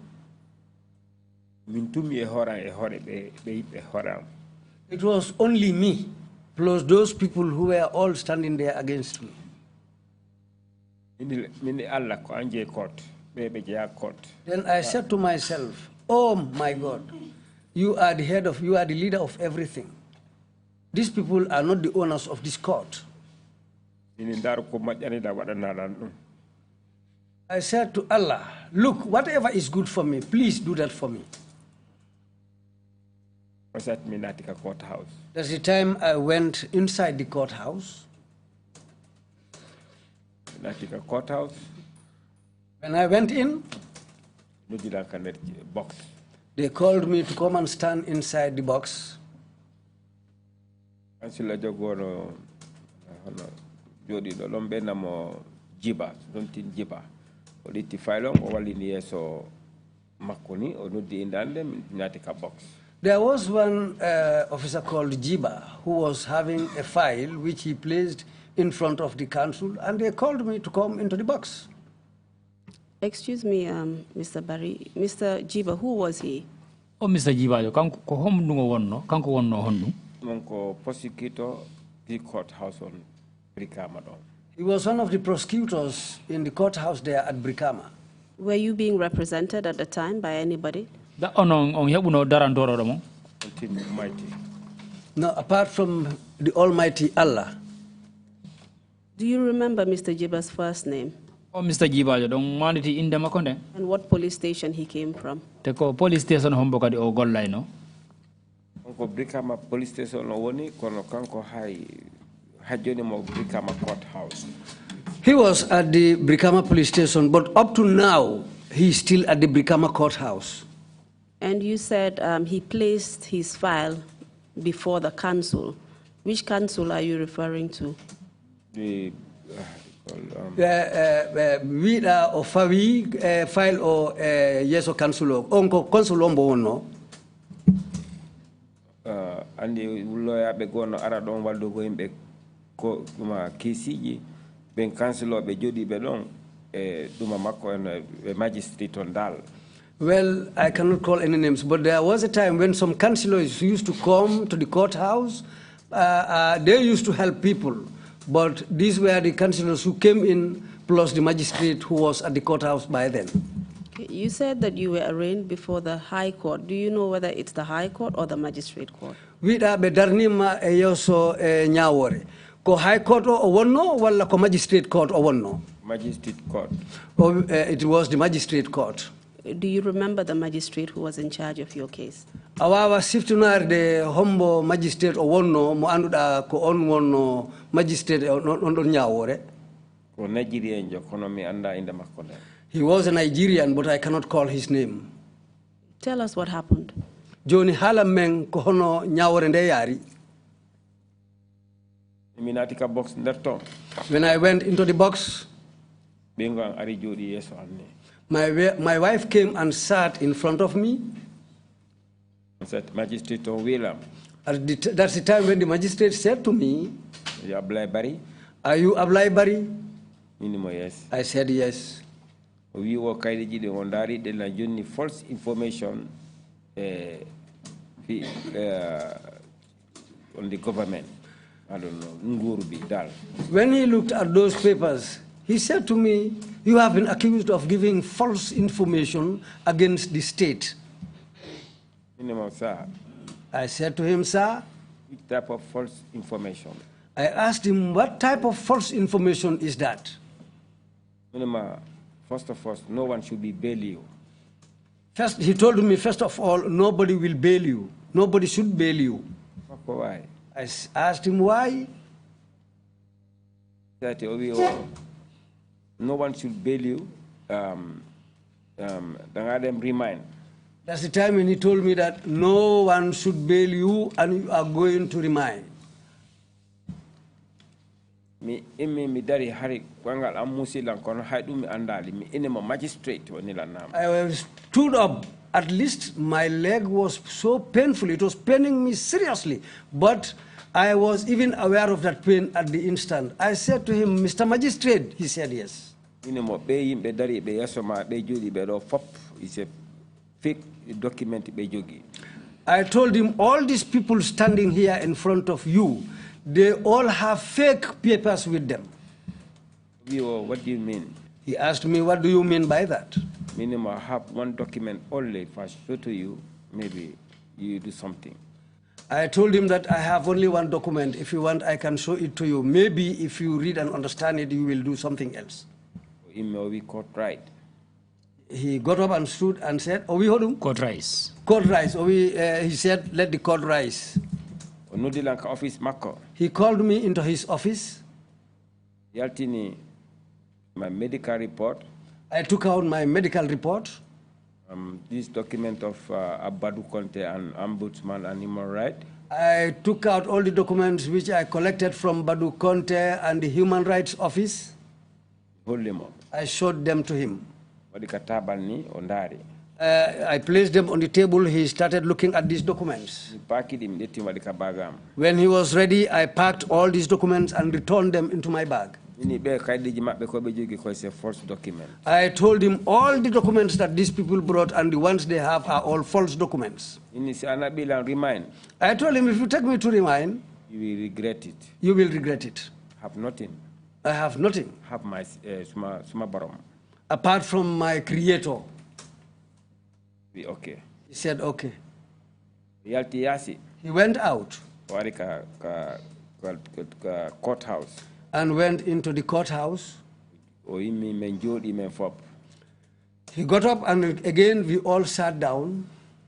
Mr. Barry is granted bail. Then he said, Mr. Barry has been granted bail. And all those officers standing there, they started looking at one another.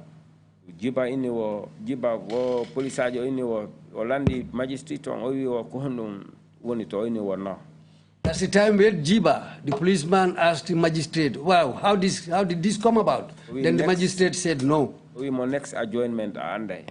And the magistrate told him that the next adjournment day, you will know what has transpired here.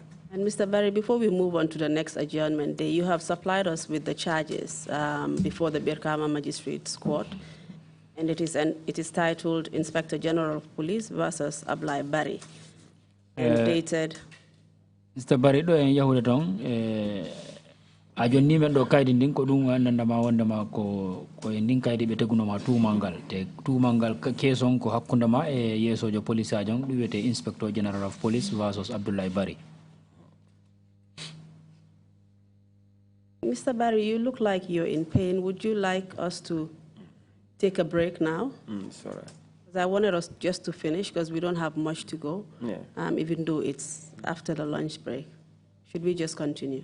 Yeah. Continue.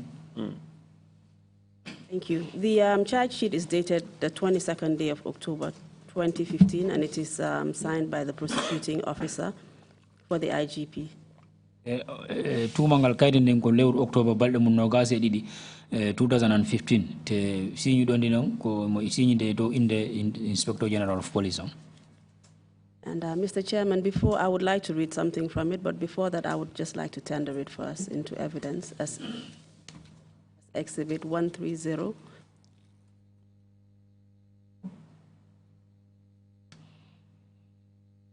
Exhibit 130P.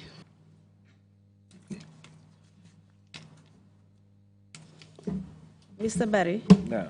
I would just like to read. Before I grant that request, can you repeat that again? You said 1303? P. Oh, P. Yes. Oh, sorry. My apologies. The request granted. P for Peter. Thank you. All right. Thank you, Mr. Chairman. Mr. Barry, I will just read out the statement of offense and the particulars of offense. You were charged with 2 counts of offenses. Mr. Barry, joni o falama jangande tumangal ko be tuma ko woni tumi didi be tumuma. The first count was giving false information to a public officer contrary to section 114 of the Criminal Code, Cap 10, 01, Volume 3, Revised Edition 2009, Laws of the Gambia. Tumal folongal be jonnumangal ko woni jonnugol kibar mo andana neddo mo andana wana kibar hebido te dum don loi leydi nin e jabani dum. The particulars of offense stated that Abdoulie Barry, for that you did in the year 2012 at Banjul. Affaire no yar non ko dum woni an Abdoulie Barry wadi dum hitande de be 2012 sara witende Banjul. And diverse places in the Republic of the Gambia, you wrote a petition letter to the office of the President of the Republic of the Gambia. Dum no hebi Banjul e der tare ko Banjul e der leydi Gambia do. Alleging that your vehicle registration number BJL 4459B had an accident with a state guard vehicle. wiɗa wondema motoma on BJL 4499B o heɓi accident kañum e moto state house. Registered number BJL 2437A. Kañum may moto mo hawrondo ko ɗum 2437A kon moto hawrondiri.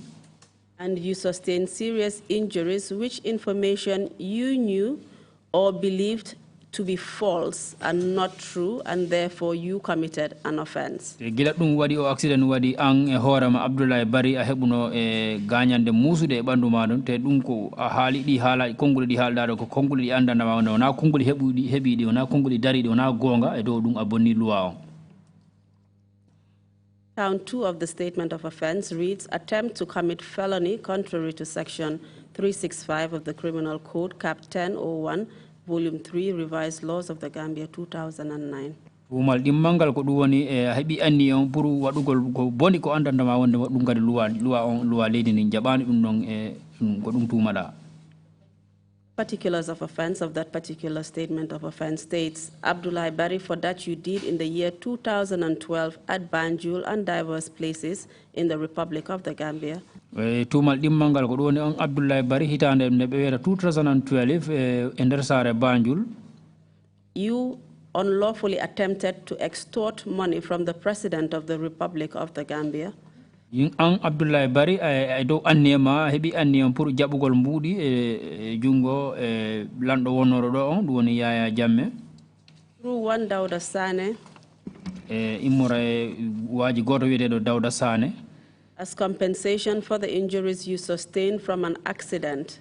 Wonanama ɓuɓɓinugol ɓernde immora e Dawda Sane ko andanama wondema wiɗa ko tampere ko heɓuɗa kon e on accident. Allegedly involving a state guard vehicle, thereby you committed an offense. Wiɗa ɗum no heɓuno accident mo andandama wonde no hawrondiri hak moto ma on kañum e moto state guard ɗum woni moto mo andana himo immori ka galle men laamorɗe to e dow ɗum konnguli ɗi andanda wona konnguli ɗi dariɗi wona konnguliji gonga e dow ɗum a bonni loi o. These were the offenses that you were charged with before the Birkama Magistrates Court in 2015. Ko ɗi woni 15? Yes. O wi ko ɗi woni tuume ɗe andana ko ɗi tuume ɓe tagi e hoore ma ko ɗe tuume tagadi ɓe naɓirma suudu ñaawirdu ɗum woni Birkama Magistrates Court suudu ñaawirdu wondu Birkama ndun e hitande nde wiyata 2015.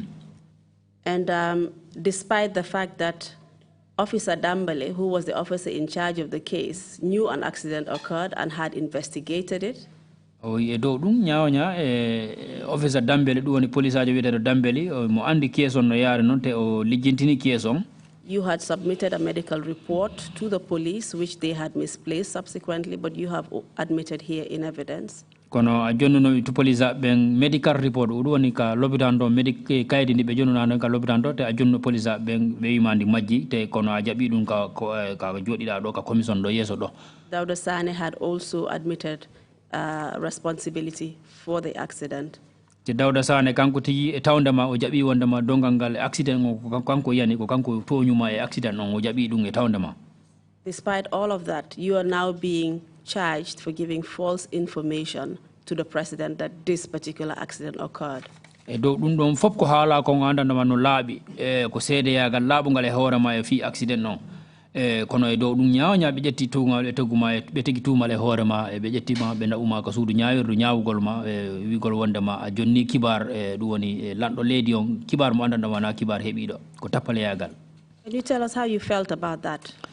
Joni nda hiɗa wawi haalande yimɓe e ma gila ɗum fof fawi e hoorema ko honno an yiruɗa ɗum e hoorema.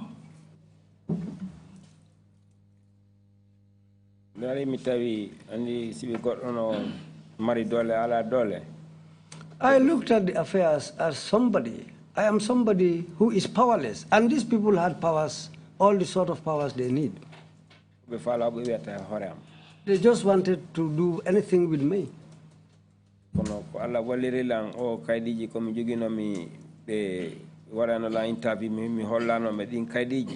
But with the help of Allah, I was able to retain some papers with me, which I was able to show for my defense.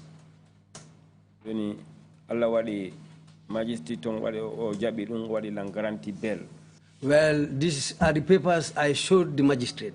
After he read these papers, he granted me bail.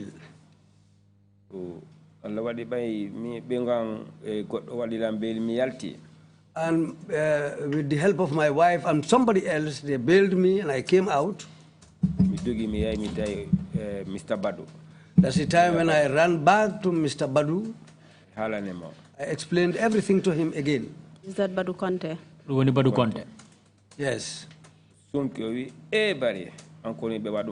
that's the time he said, "Hey, Barry, this is what they've done to you." Don't worry. He told me, "Don't worry, I will stand for you." Direct office of ombudsman. He gave me fare to go home, but from there I went direct to the office of the ombudsman. You told me Ali Senegambia Human Rights Center Anna Foster Secretary Macom. From there, from the ombudsman's office, I came direct to the office of the human rights. I came to the office of the human rights. Then I didn't find Hannah Foster there that day, but I found her secretary in the office. Okay. She said, okay, she will pass the information to Madam Foster. Next adjournment by Ari. And I went home to wait for the next adjournment day, which day I went back again. Protocol being about the 17 or 18 of them. When I arrived there were about 17 of them, protocol officers plus the other people who came for the case. When they saw my people behind me, then this was some sort of a shock to them. America court got long view, oh, I'm not well doing what adjourn case on Kadi. And that day, well, they said, okay, we will adjourn the case again till another day. May next adjournment Kadi. We went home and came back on the next adjournment date. Can we go back before we get to the next adjournment date? Why were they shocked when they saw your people behind you, and who are you referring to by your people? Shawi wanda magila yahudon be yimbe ma be baawma dum mettuno be bernde ha kombe won be yimbe ma be on ba on da yide fimu Badu Conte. They saw Badu Conte together with assistant Makoyete Akim. They saw him with his assistant called Akim. Office of Ombudsman. And somebody came also from the office of the ombudsman. And somebody also came from the office of the human rights. So when they saw these people all behind me, this is what shocked them. Why was this shocking to them?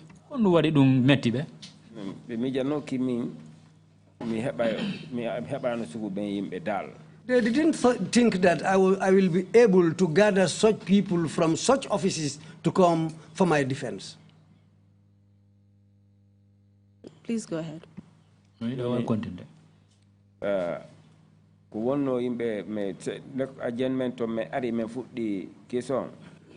the next adjournment date, when we came and the case was called and we started,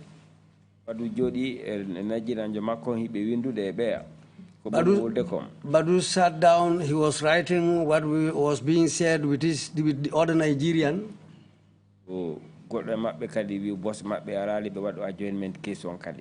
Somebody said that, well, as far as their boss has not come to the court, they will adjourn it again till another day. Around 17 to 18 people, about almost 4 people. Well, when this case started, 17 to 18 people were coming. But towards the end of the case, only 4 people were appearing for the case.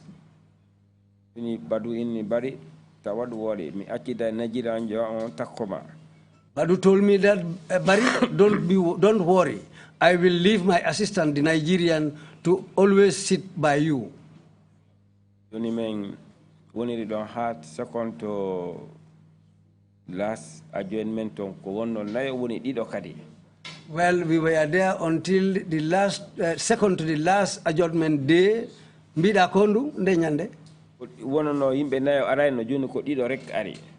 Formally, 4 people were coming, but that day only 2 people appeared for the prosecution. Then among these two people who came, one of them was a protocol officer who called me and told me, Barry, come and let's see.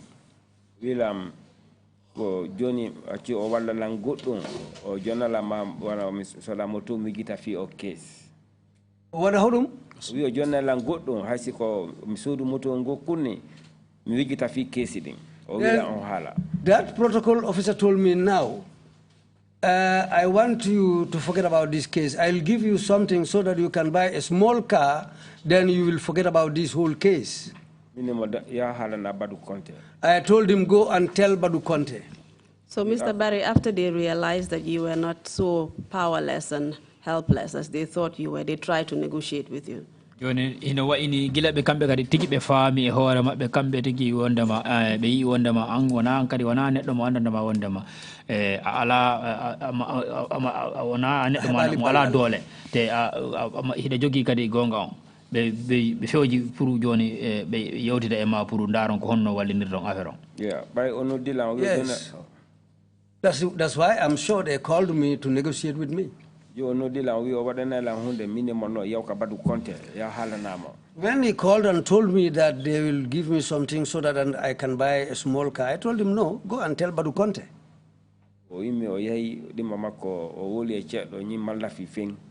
Then that's the time when he went to the other person, the other protocol officer that he came with, and said to him in Mandinka, this man doesn't want anything.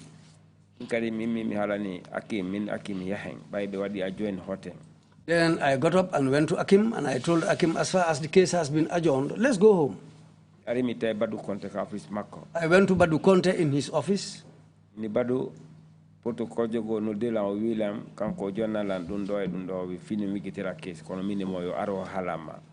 explained to Badu that one of these protocol officers called me and told me that they will give me something to buy a small car so that I can forget this case. But I told him to come and see you.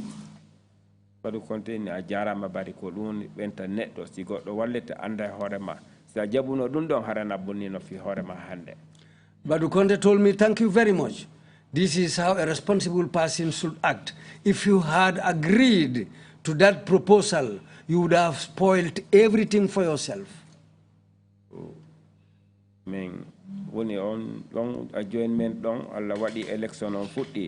That's how things were going on, adjournment after adjournment, until when the election, when we reached time for the election.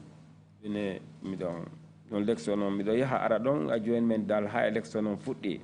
was going up and down until time for elections. And it happened that now they have disappeared and I'm still around. Who has disappeared?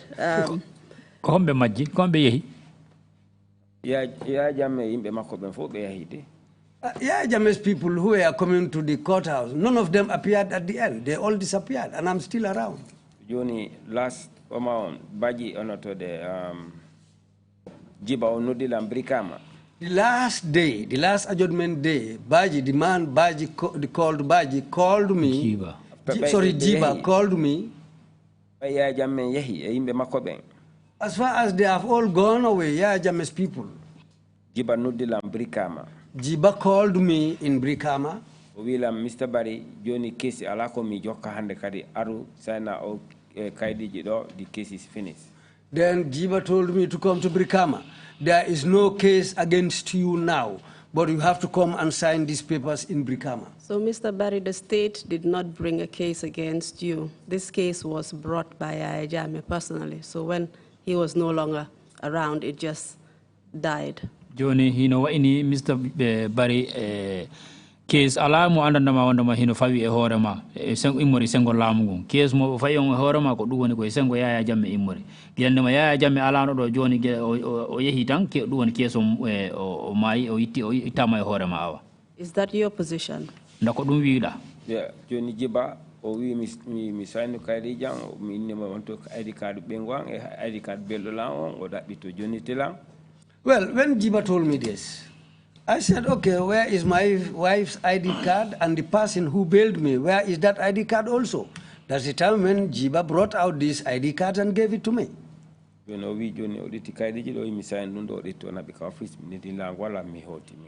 This is the time he gave me these papers in his office, and I signed them, and I went home. What date was this? I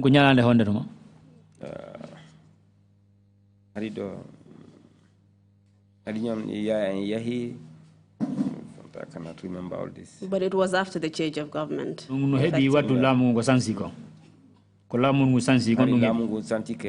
Yes, this was after the change of government. So you were basically saved by the change of government.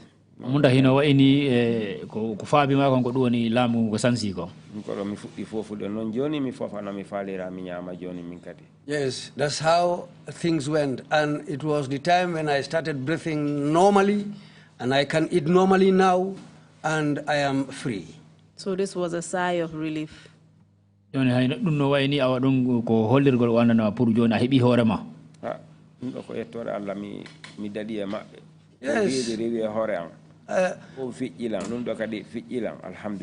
this is what happened. I can only say that thanks to Allah. It was with Allah's help that I was able to come out of this case. All what happened to me from when I had this problem up to date, up to the time I went to court, I was in a problem. But now, thanks to Allah, everything has now passed. And after all your long years of suffering, how do you feel now today, being able to tell your story before the commission? Joni hino wa ini de di dubi yawdu no di dum fo tampere ko tampuda ko ngo ya ara on habe na umasuru nyaawore ha hande ka won dan do hida jodi yeso commission on ko honno yiruda e ho yenno yiruda horema. What I am going to say to the commission, yesterday I cried here.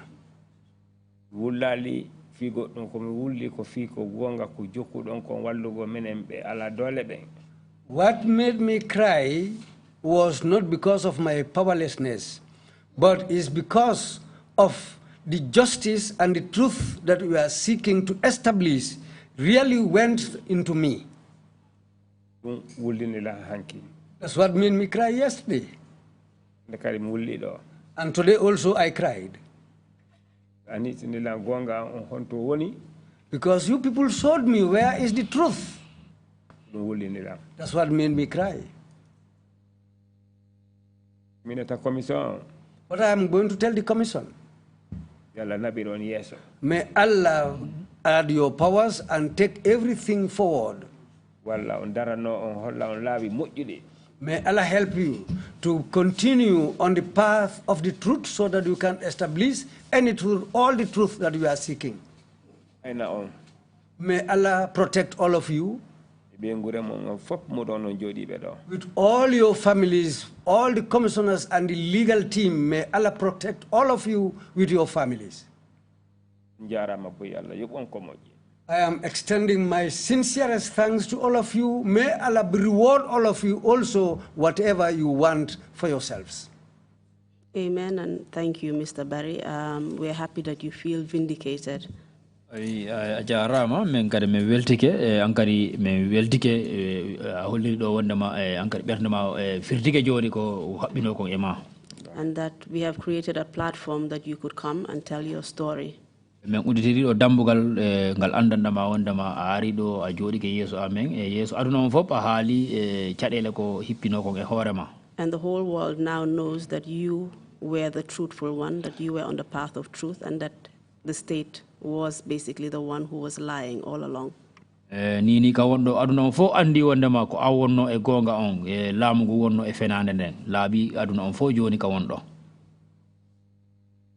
And Mr. Chairman, that is all for the witness, but we just want to tender 2 documents before we end it.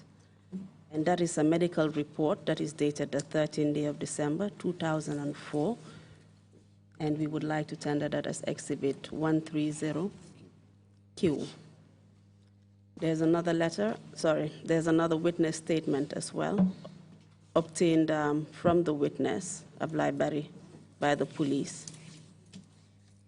We would like to tender that as Exhibit 130R. Thank you. Council request granted, but if I can take you back to the statement of charges that you read out, was that submitted as an exhibit? If not, or if it is, can you just give me the date of the statement of charges? And the related question to that for you is the closure in the magistrate court concerning the case there. Thank you very much, Mr. Chairman. It has been exhibited as 130P, and it's dated the 22nd day of October, 2015. We will send a copy of the charge sheet to you so you can have a look. In relation to closure, it looks like the case died a natural death, as far as the witness has said.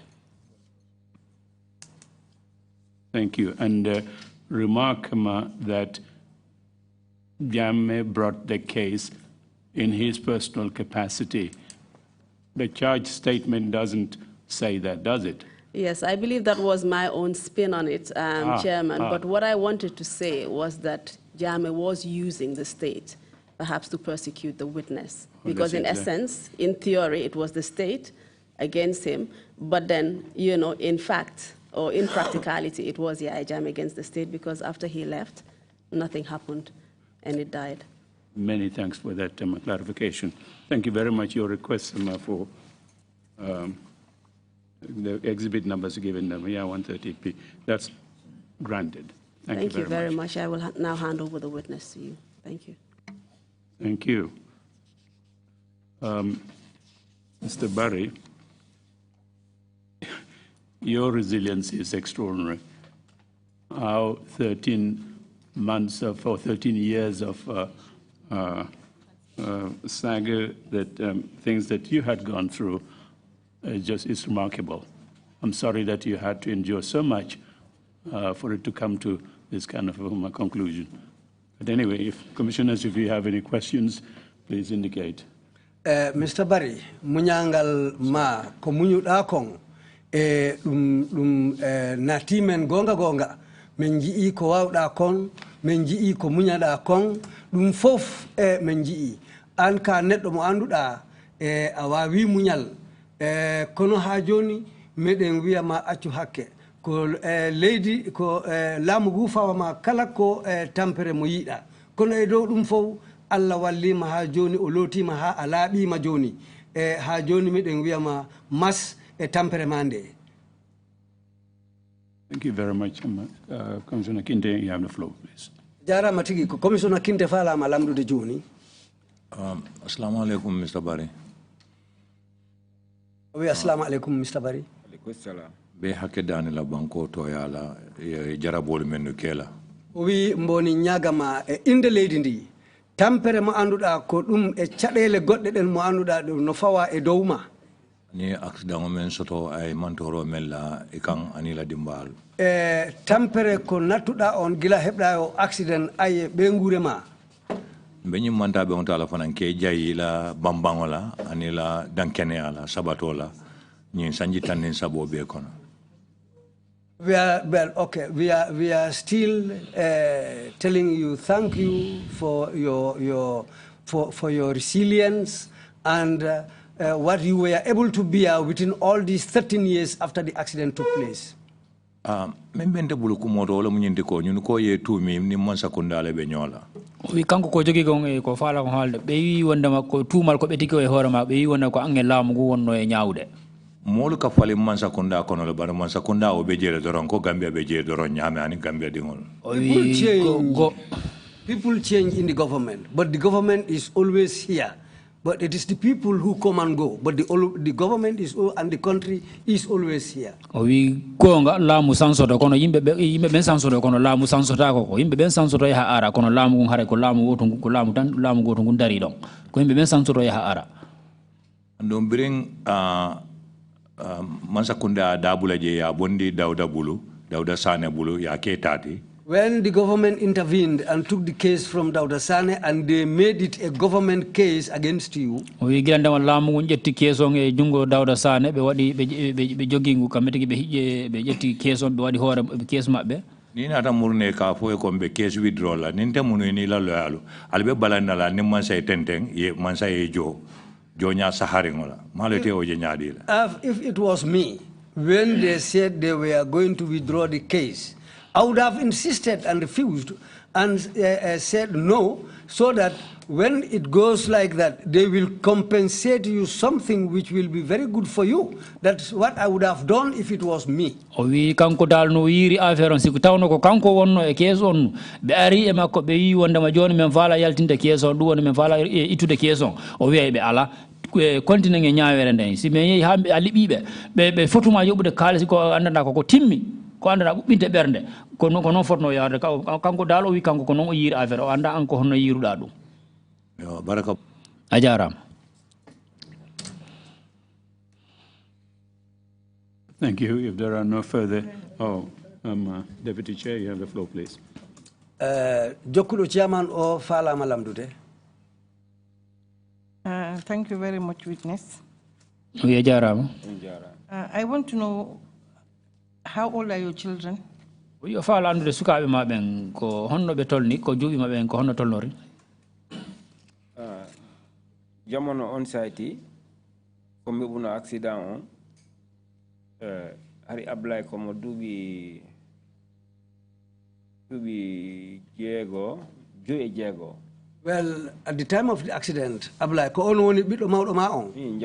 My first child was 5 to 6 to 7 years. The second child, the female daughter, my female daughter.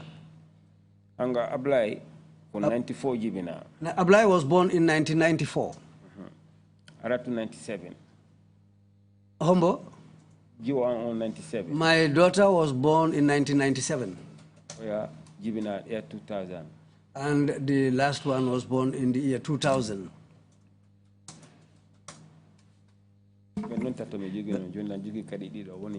There were the 3 children I got initially, but I had an extra 2 children after them.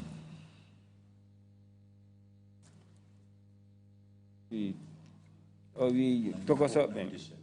small ones, tokosobe ben ko dubi jelu be hebi. The elder one is 12 years and the younger one is 9 years.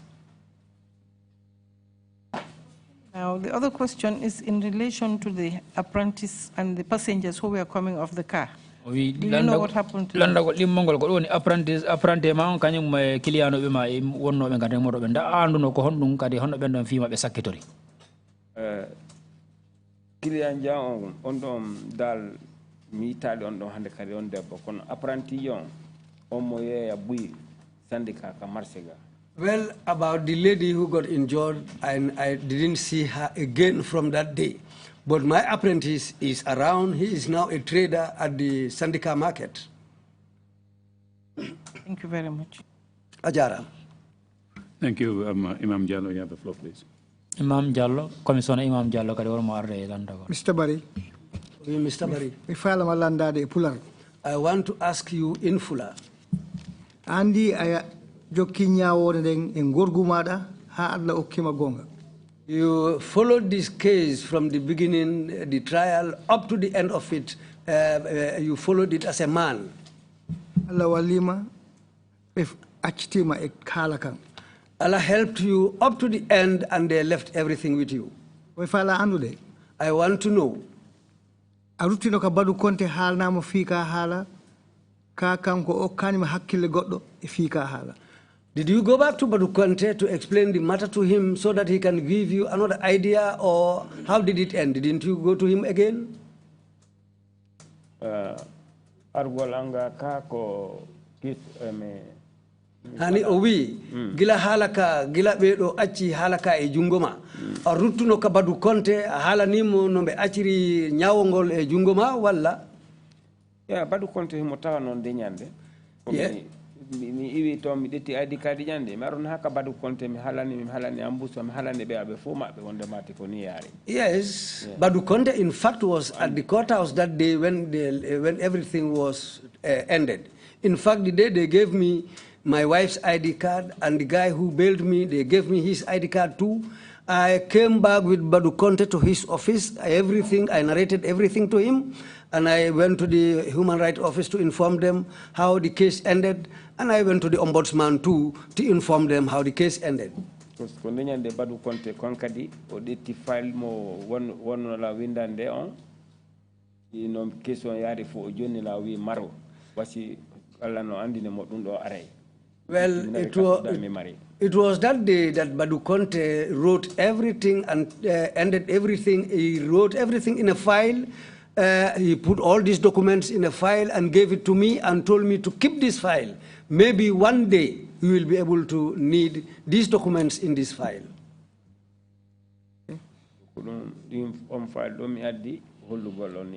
That's the file and the documents I brought here, which I passed to the commission. Thank you very much. May Allah reward you. Thank you. There are no further questions. Mr. Barry, if you have any final remarks to make, please proceed to do so now. Joni Mr. Barry kawondo commission na be hay gor ala landegel ko be landoto ma joni kawondo hala kan rutinama e ma sida mari ankade ko jogoto da jogida ko hala na libi leydi ndin da way fuddade hala udda hala makam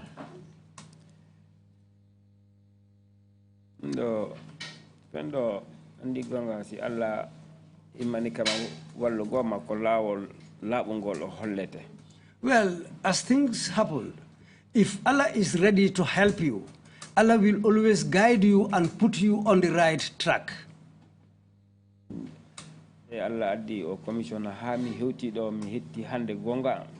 It was Allah which brought about this commission, which brought me here to come and sit in front of this commission and narrate my story. Hande Allah komi wiya kon wadi wide commission on jarama yalla yob on ko moƴƴi. Well, I have nothing else to tell the commission apart from saying to you, thank you very, very much. May Allah reward you all what you wish for yourselves.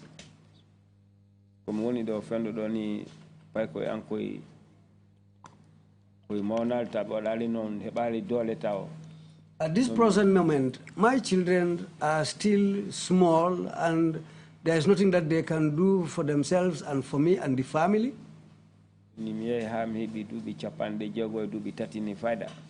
But Allah helped me. I have attained the age of 63 years. Well,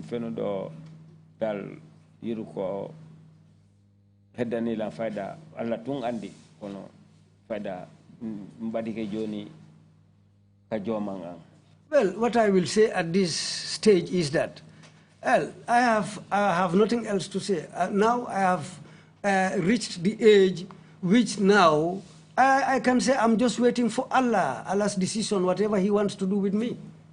Because komi gollaino komi wonno suka komi walano try fop ko fino mi hibira foundation mi walira pa ko anko sibe mawne heba ko be jogo kono oyi no yari joni komi jogino kon yahi temporary bawan. All what I was hustling and trying and struggling was to build a foundation for my children, to be able to do something for my family.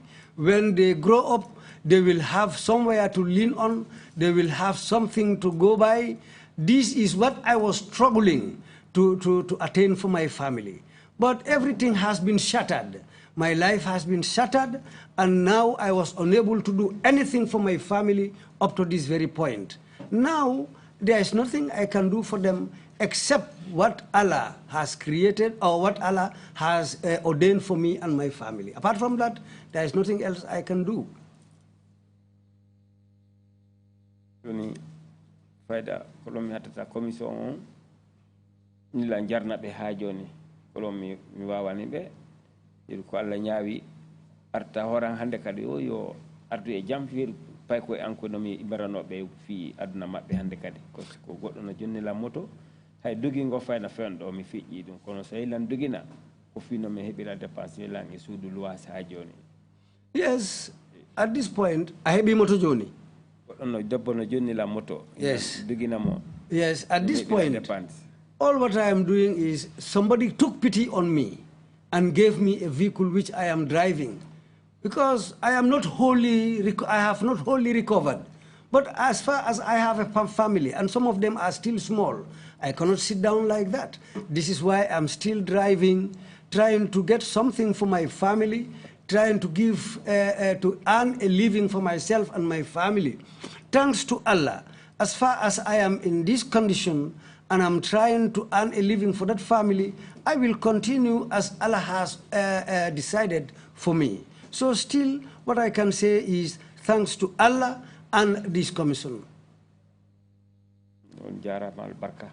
Thank you very much. May Allah reward all of you. Thank you very much indeed, Mr. Barry. Your great intentions for your own future and the future of your family had been hijacked by the state. Ajara matigi bari. Imuno pro etana beungurema besnguma fof. Afudino etade mo anduda. Afala wadande yimbe maɓe e family ma ko moƴƴani ɓe. Wiɗa afala ɗumen darinde foundation kono ɗum fof yakkama. Kono ha joni meɗen wiyama a jarama ka neɗɗo mo anduɗa aɗo tiiɗi. Te noon haysi wona tampere fawɗo e dow ma ka neɗɗo mo anduɗa aɗo heɓi miijo moƴƴo aɗo heɓi anniya moƴƴo tenen e dow ɗum fof aɗo eto ha joni pour walla yimɓe maɓen e dow ɗum meɗen wiyama a jarama ankala a etima a heɓi darde mo anduɗa ka a halliminen ka neɗɗo moƴƴo. So it's amazing that you haven't given up and you don't look like you're going to give up. You're still a young man. There's a great future ahead of you. Jarama tigi men yirima ni ka neɗɗo mo anduɗa a parani accuɗe ko waɗaynoɗa kon a faala kontinɗe pour aɗo eta pour yimɓe ma ɓen aɗo eta pour hoorema e ɓeygurema e ɓesguma e ɗum fof min jii ɗum te noon meɗen andi a parani accuɗe ko wawɗa waɗde kon so e dow ɗum noon meɗen wiyama ha joni eto ko Allah addata janggo ko Allah rek andi ɗum eto ha joni minen kala meɗen jarama. Thank you very much indeed to come and testify before the commission on accounts that are very difficult to even think about, let alone narrate it to the whole world. Jarama tigi a jaɓi pour ara ɗo haalana commission o tampere ma e caɗele mo anduɗa a nattiye ɗin caɗele ha Allah waɗi Allah wallima a yaltiye ɗin caɗele ha hande ni aɗo dari aɗo eto e dow ɗum noon meɗen wiyama a jarama tigi an kala e meɗen duwanoma an kala yo Allah walle kala ko falɗa kon yo Allah webin ɗum e jungo ma. Thank you very much indeed. We will end our morning proceedings this afternoon, and then we'll resume at 3:30. That is okay. Thank you, Mr. Barry. Meeting is adjourned.